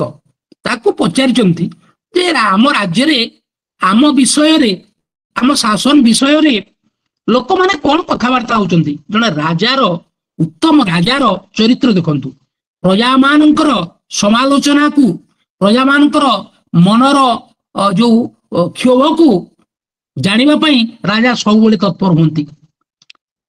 ସେ ପଚାରିଛନ୍ତି, ସେ କହୁଛନ୍ତି ଯେ ଭଲ ମନ୍ଦ ଖବର ଟିକେ କହ, ଲୁଚେଇବ ନାହିଁ ମତେ, କାହିଁକିନା ନିଜ ଲୋକଟା ତମେ ବିଶ୍ୱସ୍ତ ଲୋକ, ଲୁଚେଇବ ନାହିଁ, କପଟ କରିବ ନାହିଁ, କିଛି କପଟ ସୟାନୀ କେହି ନାହାନ୍ତି ସେ ଦେଶରେ ନା। ତେଣୁ ସେ ସେଇ କଥାକୁ କହୁଛନ୍ତି। ଶୁଭା ଶୁଭାନି ବାକ୍ୟାମି କାନ୍ୟାହୁ ପୁରବାସିନ ତୃତୀୟେଦାନିଂ ଶୁଭଂ କୁର୍ଜ୍ୟା ନ କୁର୍ଜ୍ୟାମ ଶୁଭାନିଚ। ଯଦି ଭଲ ଯୋଉ କଥା କହୁଛନ୍ତି ଆମେ ଭଲ କାମ କରିବା, ଲୋକମାନଙ୍କ କଥା ଯଦି ଭଲ କହୁଛନ୍ତି ଭଲ କଥାଟାକୁ ଗ୍ରହଣ କରିବା। ଯଦି ମନ୍ଦ କଥା କହୁଛନ୍ତି, ଅଶୁଭ କଥା କହୁଛନ୍ତି, ତାକୁ ଆମେ ତ୍ୟାଗ କରିବା। ତମେ ନିର୍ଭୟରେ କୁହ। ସିଏ ଭଦ୍ର କହୁଛନ୍ତି, କହିବି ଯେ ଗୋଟିଏ କଥା, ସବୁ ତ ଭଲ କହୁଛନ୍ତି, ଆପଣ ଏଠୁ ଯିବାଠୁ ଲଙ୍କାରୁ ଆସିବା ପର୍ଯ୍ୟନ୍ତ ସବୁ ଆପଣଙ୍କର ଗୁଣଗାନ କରୁଛନ୍ତି, କିନ୍ତୁ ଗୋଟେ କଥା କହିବାକୁ ଯିବ ଲଉଟୁ ନାହିଁ, କିନ୍ତୁ ବାଧ୍ୟ ବି କହିବି। କଣ ନା ସୀତାଙ୍କ ଚରିତ୍ର ଉପରେ ଆକ୍ଷେପ କରି ଲୋକମାନେ କହୁଛନ୍ତି ଯେ ସୀତାଙ୍କୁ ରାବଣ ଅପହରଣ କରିକି ନେଇଗଲା, ଏତେ ଦିନ ଲଙ୍କାରେ ରଖିଲା, ଆଉ ରାମ କିଛି ଘୃଣା ତ କଲେ ନେଇ ତାଙ୍କୁ ଗ୍ରହଣ କଲେ। ଏଟା ଜଣେ କେହି କହୁନି, ଏଠି ଧୋପା ଧୋବଣୀ କଥା ପଡିନାହିଁ। ବାଲ୍ମୀକି ମଧ୍ୟ ଲେଖିନାହାନ୍ତି, ରାମଚରିତମାନସ ତ ବିଲକୁଲ ନାହିଁ। ସେ ଧୋପା ଧୋବଣୀ କଥା ଯୋଉ ଆମେ ପରବର୍ତ୍ତୀ କାଳରେ କୋଉଠି ପ୍ରକ୍ଷିପ୍ତ ହେଇଛି କଣ ଆପଣ ମାନେ ପଣ୍ଡିତ ମାନେ ଜାଣିଥିବେ, ତା ଉପରେ ମୁଁ ବିଶେଷ କହିବିନି। କିନ୍ତୁ ସେ କହୁଛନ୍ତି, ଭଦ୍ର କହୁଛନ୍ତି, ଏବଂ ବହୁବିଧା ବାଚୋ ବଦନ୍ତି ପୁରବାସିନ ନଗରେଷୁ ଚ ସର୍ବେଷୁ ରାଜନ ଜନପଦେଷୁ ଚ। ଏମିତି ବହୁତ କଥା ଲୋକ କହୁଛନ୍ତି, ଏଇ କଥାଟା ବି କହୁଛନ୍ତି, ସୀତାଙ୍କ କଥାଟା କିଏ ବହୁବିଧା ବାଚ ବଦନ୍ତି ପୁରବାସିନ, ଆମ ନଗର ଲୋକ କହୁଛନ୍ତି। ଖାଲି ନଗର ଲୋକ ଏକୁଟିଆ କହୁନାହାନ୍ତି, ନଗରେଷୁ ଚ ସର୍ବେଷୁ ରାଜନ ଜନପଦେଷୁ ଚ, ରାଜ୍ୟରେ ସମସ୍ତେ କହୁଛନ୍ତି। ଏଇଟା ଆମେ ଶୁଣୁଛୁ, ଏଇଟା କେତେ ଦୂର କଥା। ସେଇ କଥାଟାକୁ ଏଇ ଲୋକ ଅପବାଦକୁ ଡରିକିରି ରାମ ସୀତାଙ୍କୁ ନିର୍ବାସନ ଦେଇଥିଲେ। ଆଜିକାଲି ସେମିତି ହଉନି, ଲୋକ ଅପବାଦକୁ କୌଣସି ଶାସକ ମାନେ ଡରୁନାହାନ୍ତି। ଲୋକ ସମାଲୋଚନା କଲେ ତାଙ୍କୁ ଦଣ୍ଡିତ କରୁଛନ୍ତି, ଜେଲ ପୁରଉଛନ୍ତି, କାହିଁକି ଏମିତି କହିଲ ବୋଲି, ଆମକୁ ଅପମାନିତ କଲ, ଏସା ବଗେରା ବଗେରା ହଉଛି ସବୁ, ଆପଣ ମାନେ ଦେଖୁଛନ୍ତି, ତା ଭିତରେ କହିବାନି। ଶ୍ରୀରାମଙ୍କର ଆଜ୍ଞା ପାଳନ କରି ସେ କେମିତି ତାଙ୍କ ଭାଇମାନଙ୍କୁ ଡାକିଛନ୍ତି, ବସେଇଛନ୍ତି, ଯାହା ବାଲ୍ମୀକି ଲେଖିଛନ୍ତି, ଭାଇମାନଙ୍କୁ ଡାକି ବସେଇଛନ୍ତି, ପଚାରିଛନ୍ତି, ପରାମର୍ଶ କରୁଛନ୍ତି ଏବଂ କହିଛନ୍ତି ସୀତାଙ୍କୁ ନେଇକିରି ବଣରେ ଛାଡିଦିଅ। ଯୋଉ କଥା ପଣ୍ଡିତ ମହାଶୟ କହୁଥିଲେ, ଗୋପାଳ କୃଷ୍ଣ ମହୋଦୟ, ଅଗ୍ରଜ ଆଜ୍ଞା ବହ ସୌମିତ୍ରୀର ଥି ରାମ ହୃଦୟ ଜ୍ୟୋତ୍ସ୍ନା ବୈଦେହୀ ସତୀ ଯେ ବିସର୍ଜି ଭାଗୀରଥୀ ତୀର କାନ ରଥ ଅଥୟ ମନେ ଯେ ଲେଉଟାଇଲେ ରଥ ଅଥୟ ମନେ। ହୃଦୟ ବିଦାରକ ଦୃଶ୍ୟ, ତାକୁ ବର୍ଣ୍ଣନା କରିବା ମଧ୍ୟ ସହଜ କଥା ନୁହଁ। ସୀତା ଯେତେବେଳେ ନିଜର ଜ୍ଞାନ ପାଇଛନ୍ତି, ସୀତା ସେତେବେଳେ କହୁଛନ୍ତି, ଚରଣ ପଦ୍ମ ତଳୁ ଦୟା ସାଗର ସତେ କି ଦାସିକି କଲ ଅନ୍ତର, ସତେ କି ଏ ଦାସିକି କଲ ଅନ୍ତର। ସୀତାଙ୍କର କିଛି ଆପତ୍ତି ନାହିଁ, ସ୍ୱାମୀଙ୍କ ପ୍ରତି ତାଙ୍କର କିଛି ଆକ୍ଷେପ ନାହିଁ, କିଛି ରାଗ ରୋଷ ନାହିଁ। ହଁ, ସ୍ୱାମୀ ମତେ ତଳିଦେଲେ ତ ସୁପ୍ରିମକୋର୍ଟ ପଳେଇଥାନ୍ତେ, ସେମିତି ହେଇଥାନ୍ତା ଆଜିକାଲି ହେଇଥିଲେ, କିନ୍ତୁ ସୀତାଙ୍କର ସେମିତି କିଛି ନାହିଁ। ସିଏ ଗ୍ରହଣ କରି ନେଇଛନ୍ତି।